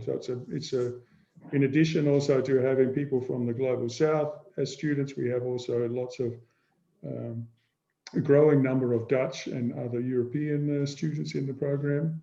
And there are a number of other aspects which are important. So from a content perspective, there are a lot of issues related to the wickedness, to help students understand the wickedness of many of the challenges that we are dealing with in the world today, and that there are trade-offs being made. So this is, if you like, this political aspect, and how that relates to also ideology and how you look at the world, how you understand the world, and how that influences where you see solutions, and how your solutions may cause problems for others. So we do that through a project-based learning approach. So in the first year of the course, we actually have 3 quartiles. Each one is looking at a different problem situation. So the first project is based around what is a climate resilient city. The second one is looking at food security issues and water security issues in Kenya in a more rural context. And the third one is looking at human-induced earthquakes in the north of the Netherlands. And by looking at these different contexts, helps students to become adaptive, also to see, okay, they develop skills which they can take with them across these different case studies, and they can see and of course add to them as they go through. It helps them to understand the complexities and the wickedness in these different situations. And the project-based approach helps them to work in multidisciplinary teams also, and to learn how to do that. And of course, we support that with all sorts of theoretical knowledge as well. But this is an important development, I think, for my faculty. We've always been very much, I think, driven by hands-on work in our teaching, but this is taking it, if you like, a step further, and it has been very successful. The other thing I wanted to mention was that when we created this course, it was quite a process to actually go through to get the approval to actually run it. One of the things that has been very important in getting that approval, but also in managing the course and keeping it up to date, has been the establishment of a professional advisory board, which brings people together, includes people from international organizations, from the government offices, from private sector offices, and also from representing community groups. And they provide inputs into the course and help us to keep it on track and keep it in tune with what the market is looking for, if you like. What sort of skills are being looked for, what knowledge is being looked for. And that particular aspect, this professional advisory board, we've since sort of standardized. We have another course which is much older, and we've introduced that also for that one as well. So, and the development of a new program has very much influenced the way we look at the old program. So you see there also, it's a sort of stimulus for change. So in terms of, I think there were some questions related to pedagogy. I always struggle with that word, I'm sorry. It's important, I think, to look critically at what we're doing as in our education programs, and to look for ways to enrich them and enliven them and make them more relevant, I think, for a broader range of application areas. And if we can do that, then our graduates will, I think, be flexible, and they will, I think, relatively easily find jobs. Okay, I think, thank you, Richard. I think this remains a debate in India and many parts of South Asia, whether planning is a generic profession or we need to evolve more specialization. So generalization versus specialization, these are the two ends that continues. And thanks for reflecting some of your experiences here. We now move to Dr. Sri Maryati, and there are two questions. One question was related to the high inequality and regional differences and diverse regional characteristics in Indonesia, and how does planning education reflecting on this aspect? And the second aspect was about collaboration, your collaboration experience with the University of Sydney in informal urbanism. So if you could reflect on that. Yes, Professor Saswat. Yes, this question, the first question is from Diko Agustian. Yeah, so in Indonesia, the ministry regulate the number of semester credit hour, the total semester credit hour in bachelor and also for graduate, study. But there is still a space that we can put some intention for its department, as this question said that Indonesia have has several planning school, and this planning school have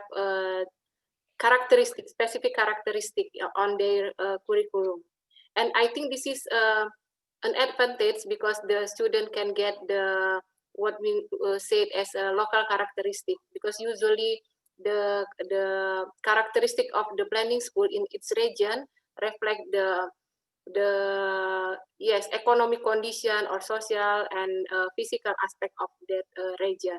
But the most important thing that all of the students in every planning school in Indonesia have to have a common knowledge about how to make a plan, how is the process and procedure of making planning document, and also ethic. I think it's an advantage if the planning school have their different characteristics, but the most important thing that all of the students have to have a common knowledge regarding the process and procedure of making planning document.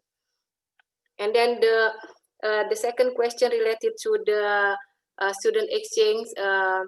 We have this experience, and we have already start, I think 6 years ago, yeah, Professor Paul Jones. We started this joint studio between University of Sydney and ITB since 6 years ago, and we actually we started this joint studio or joint cultural, yeah, or exchange student with because we have the same vision. Maybe I said like that. We have the same vision to make these things. Yeah, we have the same interest between Professor Paul Jones, and also here there is Bu Nini Suhartini, and also I here in ITB.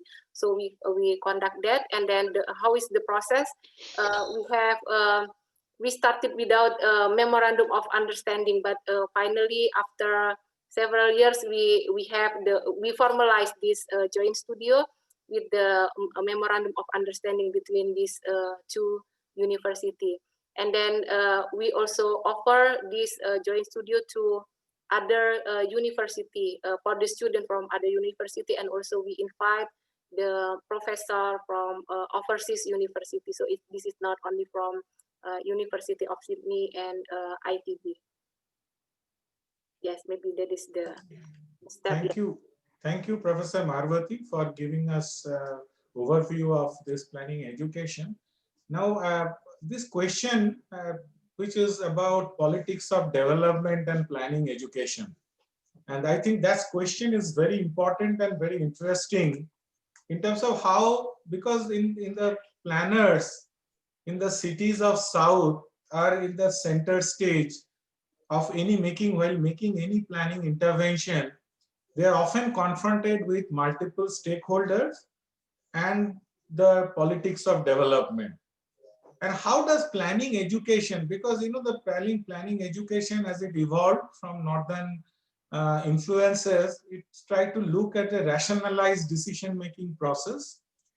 But the actual, grassroots level discourses, the politics, etc., are often not given, due recognition in the planning curricula.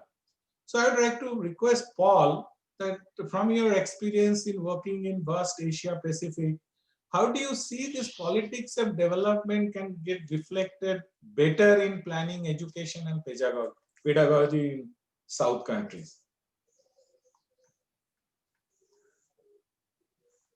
Paul, your microphone is switched up. Your microphone is...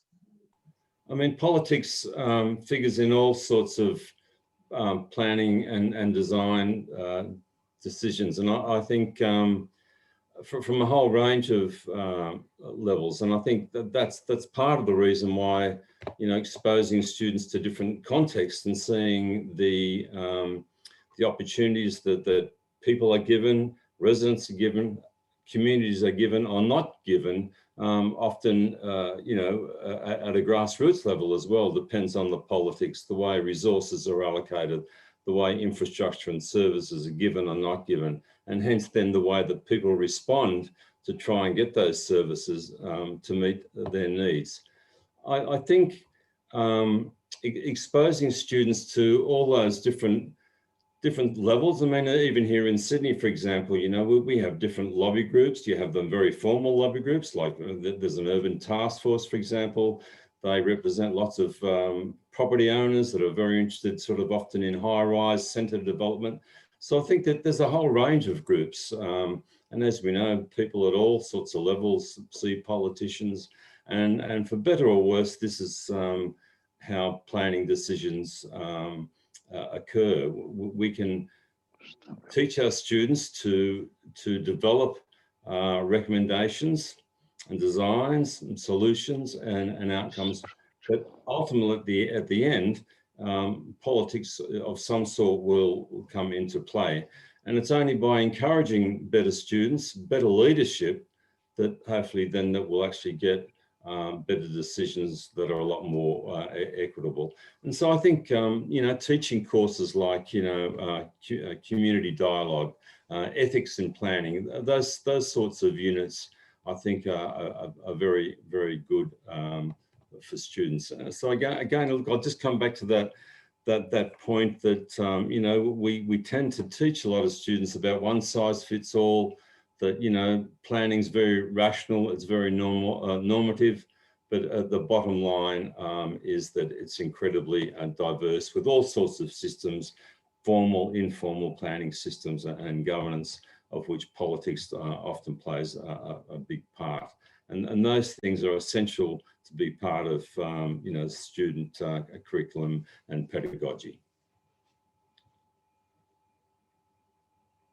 Thank you, Saswat. Thank you, Paul. I think that's very, very important reflections, because planners' sensitivity towards the emerging discourses on the ground. I think that's very, very important aspect.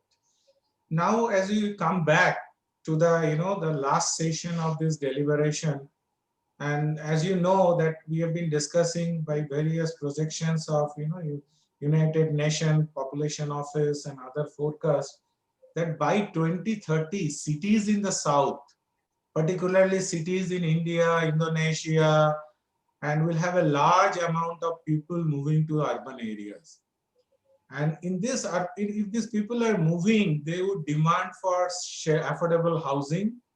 There would be demand for basic services.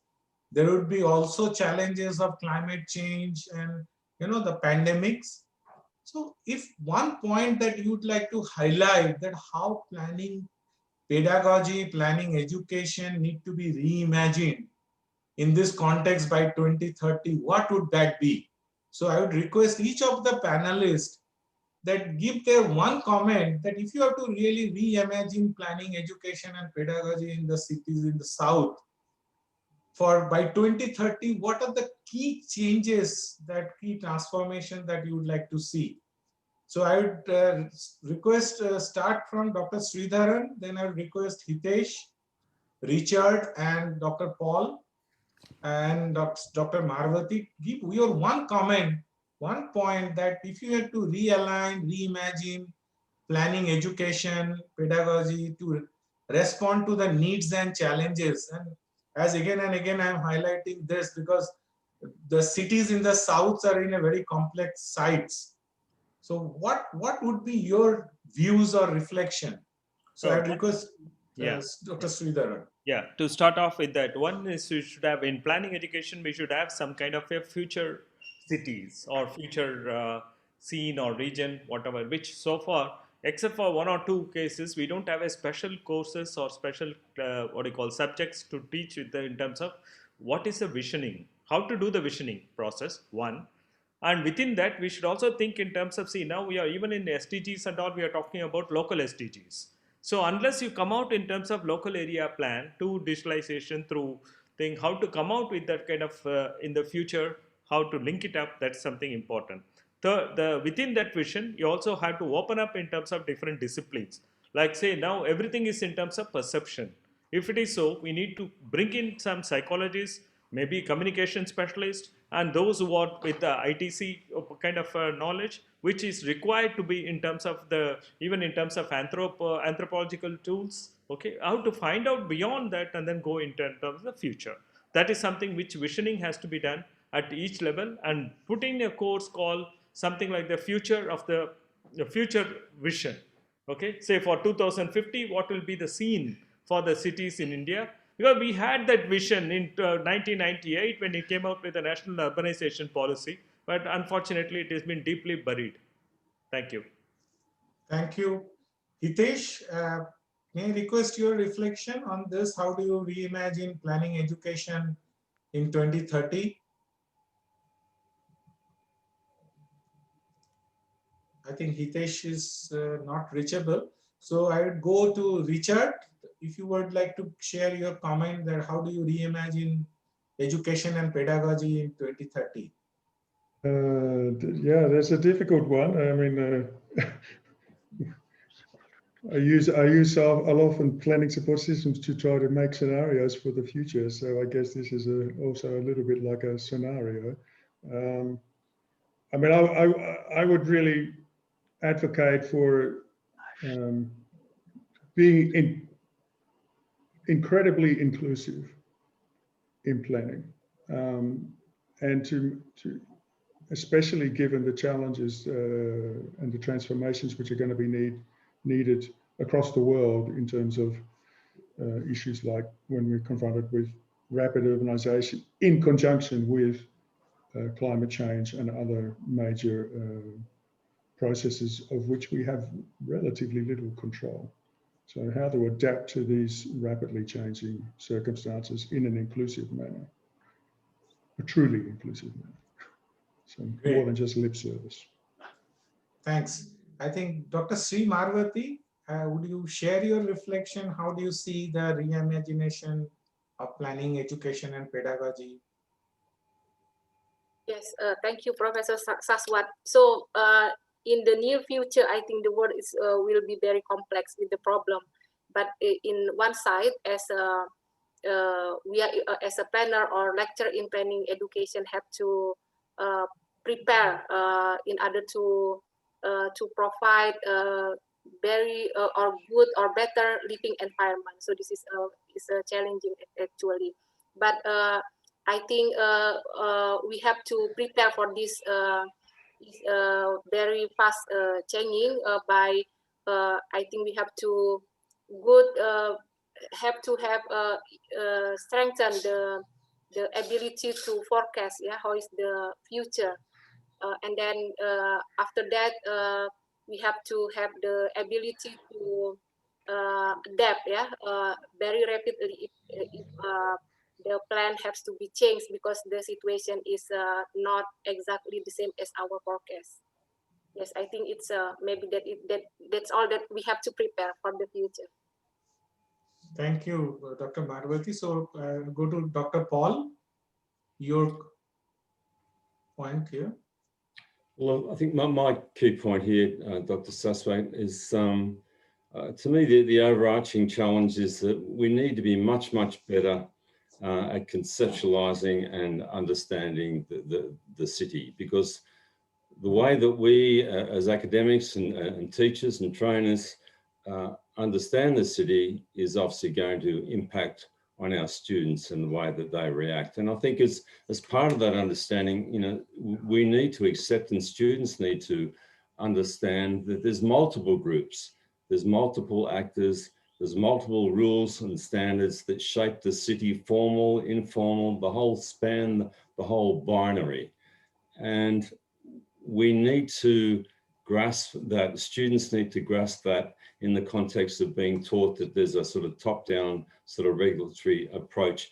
And in that is implied that there's a certain standard that everyone must follow, but the city isn't like that.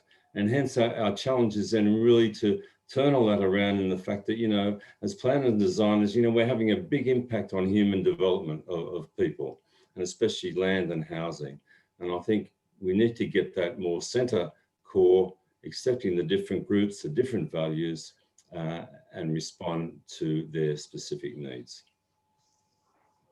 Thank you, Paul. I think you made very interesting points that the future cities would be struggling for land, housing, and services, and increasing role of planners and planning professional and planning education would be that how these services would get delivered. How do you orient our planners to multiple stakeholders and increasingly complex world? Thank you very much for sharing your views, I think, to all the panelists. And I also see a large amount of comments in the Q&A box, and some of them are in the chat box. I'm afraid I could not take all of them in that while discussing, but these are very valuable comments and feedbacks. I'm sure the organizer will take note of them. Few of them are reflecting on the formal planning process and informal planning processes, few of them reflecting on the ecological aspects of planning process, few of them talking about the indigenous tradition and their tacit knowledge in the planning education. And some of them are also talking about the planning, formal and informal planning, role and qualification of planners. I think these all are very important and very valid questions that we need to ponder. But at the core of it, that we are at the at the crossroad today, both planning, education, and profession in the cities in the south, because we are at the sites of the global transformation in terms of urbanization, urban poverty, informality, climate change, and vulnerability to natural disaster, pandemics. So our education and practice need to be reimagined, and we need to have that transformation, that our education, pedagogy, and practice to respond to these emerging challenges and to respond to the growing needs of demand for land, housing, basic services in the cities, and quality of life and living. And I think this is the kind of deliberation and more collaboration would be required across universities and colleges and also institutions across the south to learn from each other. For example, like the experiences and lessons from Indonesia and other south countries, where you can learn from each other and work out a roadmap for strengthening our pedagogy, strengthening our curriculum, and strengthening the profession at large. So with this comment, I now invite Mr. Kirti Shah for his final remarks. So over to you, Kirti Bhai, for your remarks before we have. Thank you, Saswat, Professor Saswat. But before I really kind of get into my 2 or 3 things that I want to do, let me respond to one discussion that happened, but I thought was not adequately handled, and that is the whole issue that you pointed out as something very important. That's the politics of development, and I think this particular thing requires. Can you hear me? Yeah, the politics of development. I think politics of development essentially revolves down the 6 or 7 or 8 questions that I'll put together. One is, what are development priorities? Where are resources going? Who is benefiting? Whose development is it? Cities are for whom? Why are villages badly neglected? If 90% of the jobs are informal sector, an informal sector in terms of its economy, informal sector shelter, why are we so hostile to both, to the informal economy and informal settlements? Why is climate changing happening? Who is paying for it? And why do we have 63 billionaire, I think, owning 70% of the country's wealth? And I think those are the kind of the larger issues, and I think questions that need to ask in terms of intracity inequalities, and how are they exacerbated and how are they handled. So if you essentially look at the whole issue of political development, it's a huge issue in the context of urbanization, urban development, and city development. But this is something which was part of your discussion, and I thought I'll just come in and interact. But let me do 2 things. First is I must thank you, and then I come back and make some very few observations. So first is, thank you, Professor Saswat, for your help in putting together this webinar. As you know, we have been talking about this for at least for the last 4 or 5 months.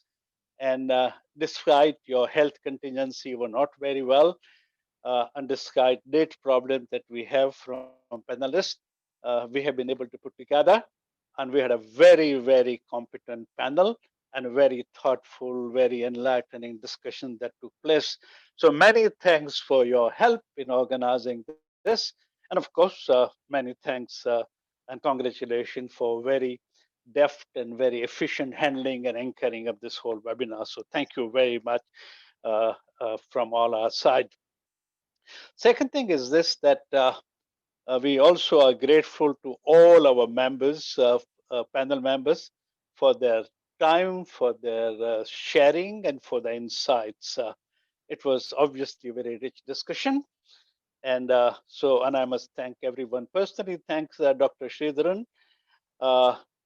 Thank Hitesh Bhai, heard you after a long time. thank Mr. Richard, thank Dr. Paul Jones, thank Dr. Shri, and and everyone else who was there. Let me also thank Dr. Saunik Roy for introducing this particular meeting and this entire series. He is very busy, but whenever I really request him to kind of come, he never has said no. So thank you very much for your for a very remarkable, very apt introduction. And of course, I must thank my colleagues at the studio in half who make this possible. And therefore, thank you, Radhika, Elika, Shimul, Dhwani, Nita, and everyone. So those are the kind of my responsibility in thanking you. Let me kind of come back to a few observations and comments in the context of this discussion. Number one is this, that I think the whole question of role of the planner, and I'm not talking about role of the urban planner, I'm talking about role of the settlement planner, and I think there's a big difference. And there's a reason, there's a politics of the word, using the word urban planner and the settlement planner. I'll come back to that little later. I really think this particular role and this education and practice, as Hitesh pointed out, in my understanding, is to be seen in four contexts. One is the context of reality. And let me kind of give an example of how do I see reality. And I just want to quote someone. Many years ago, many decades ago, there was a meeting at National Institute of Design in Ahmedabad, which was called Design for Development. And Professor Ramesh Thapar was the keynote speaker. And he made a very incredibly interesting observation. He said, waves of vulgarity are invading our cities. And he said, I don't even know what is the role of a sensitive planner, sensitive designer. If you are a really good architect, is your role putting up a one sensitive building among 99? Or is your role to sensitize a society which doesn't put up 99 ugly buildings? So he essentially was talking about the role of the professional, role of education. And I think when he talked about, I think, wave of vulgarity, he was not talking about aesthetics. He was talking about, pollution. He was talking about inequality. He was talking about informality. He was talking about, I think, rivers being polluted and all those kind of things. So the first thing is, how do you see the role of a planner in the context of this overpowering reality? Second context is a need. And here I want to quote something that I did just 4 days ago when I was making a long presentation. And that is, I want to quote Habitat 2 and especially Wally Andau. Wally Andau said it very beautifully. He said, urban problem solving has become so complex and so difficult that if we really wanted to kind of go anywhere, if we want to really have a sense of future, we require revolution in urban problem solving. Revolution was the word he used. And I personally feel it's a very apt, very important word.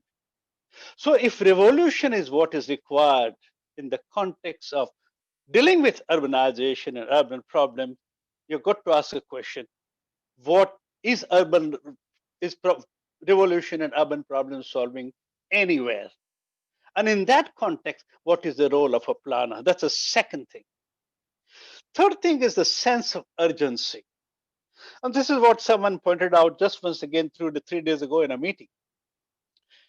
We don't talk about this at all, that India adds 30 people to its urban population every minute. 30 people to its urban population every minute.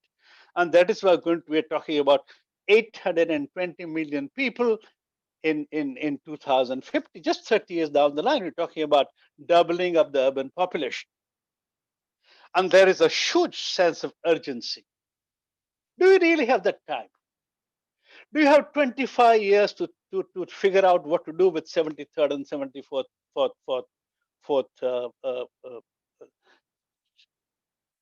constitutional amendment that happened? So there's a whole aspect of urgency. And the fourth aspect is aspiration.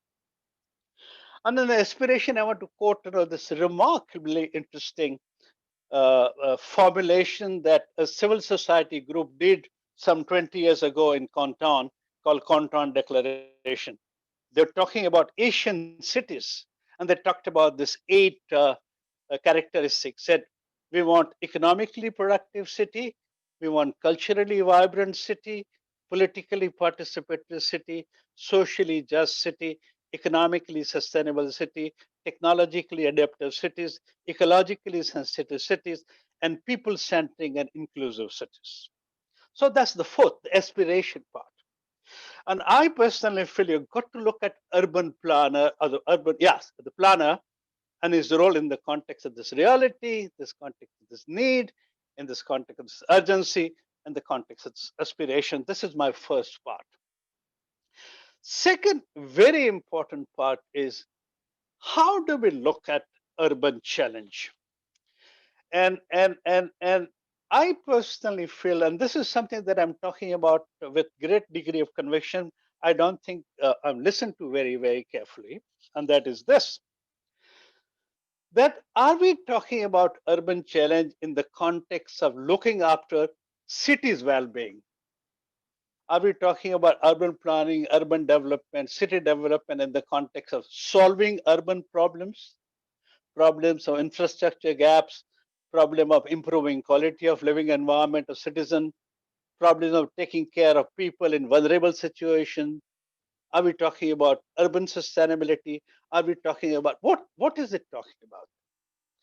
I personally feel in the context of India, when you talk about urban planning and urban development, you shouldn't be talking about only the urban issues.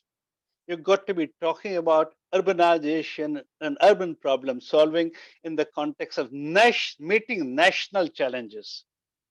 What are national challenges?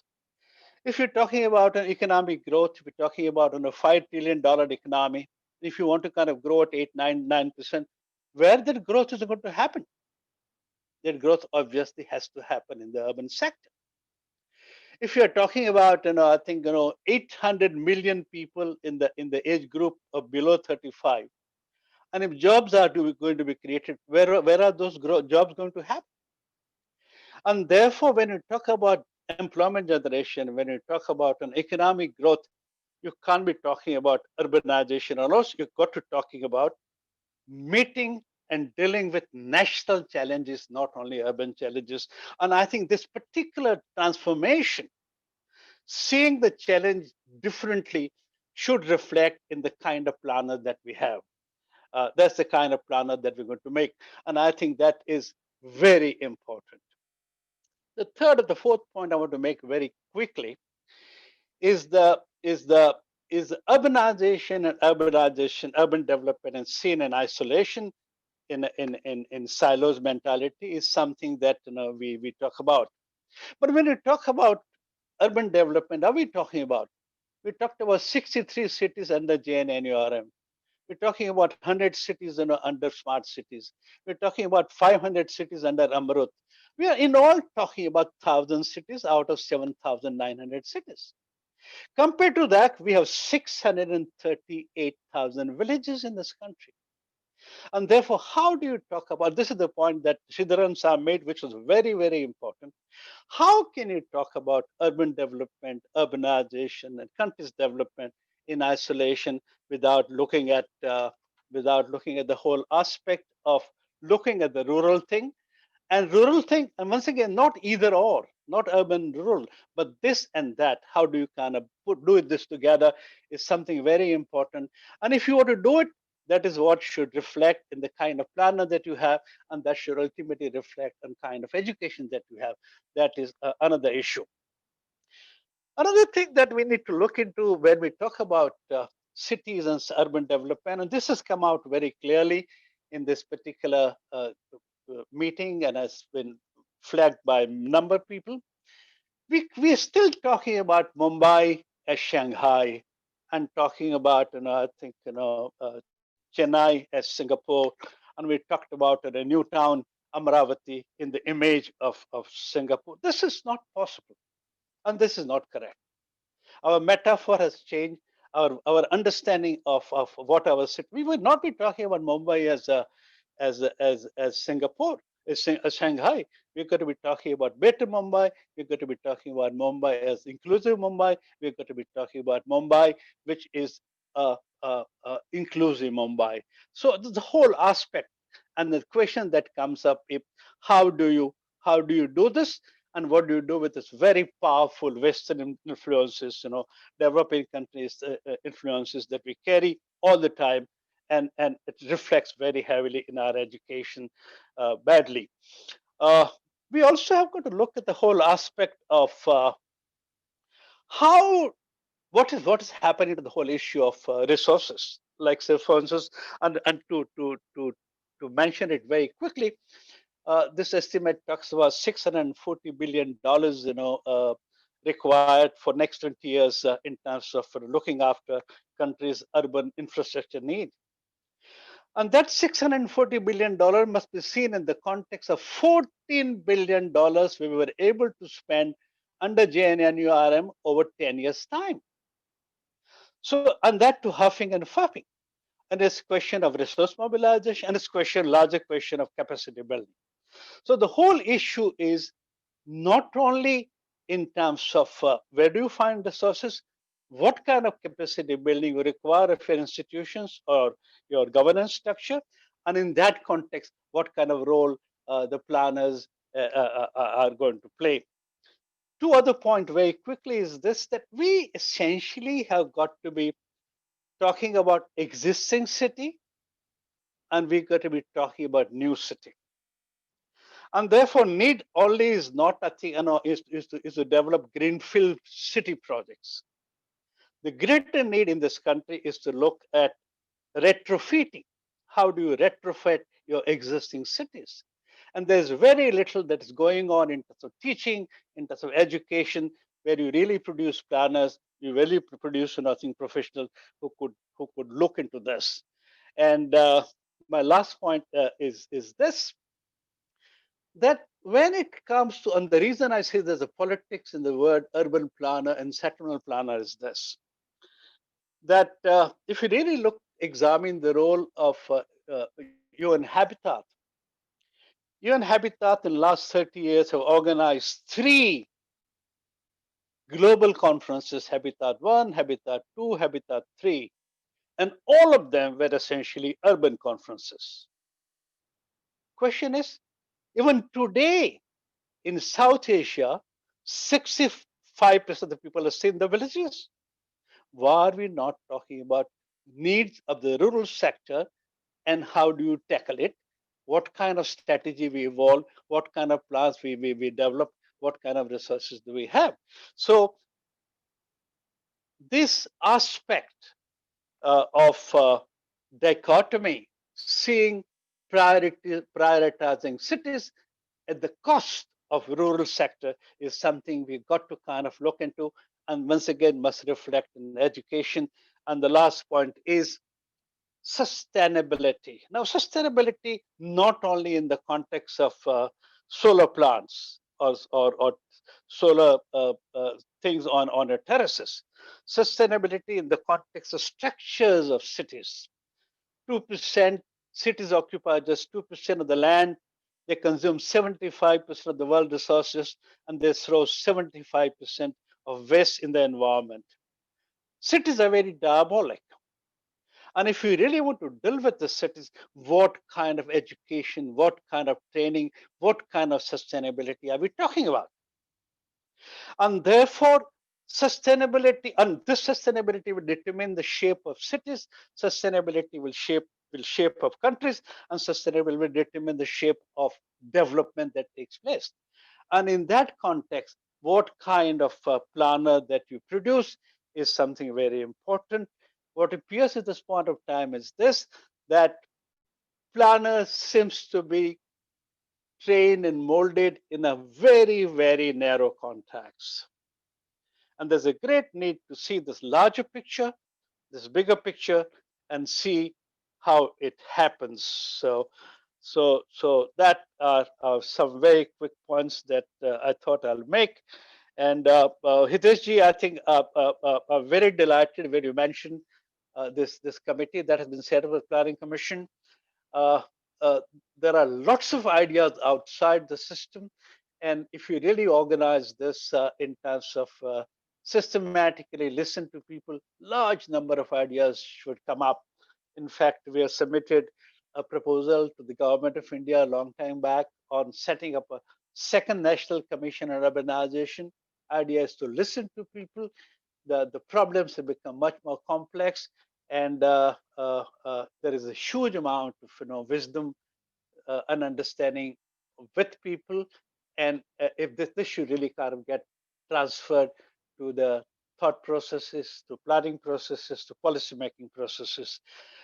If this happens, I think we would be able to kind of go far in the context of how we manage our cities and the kind of planners that we produce.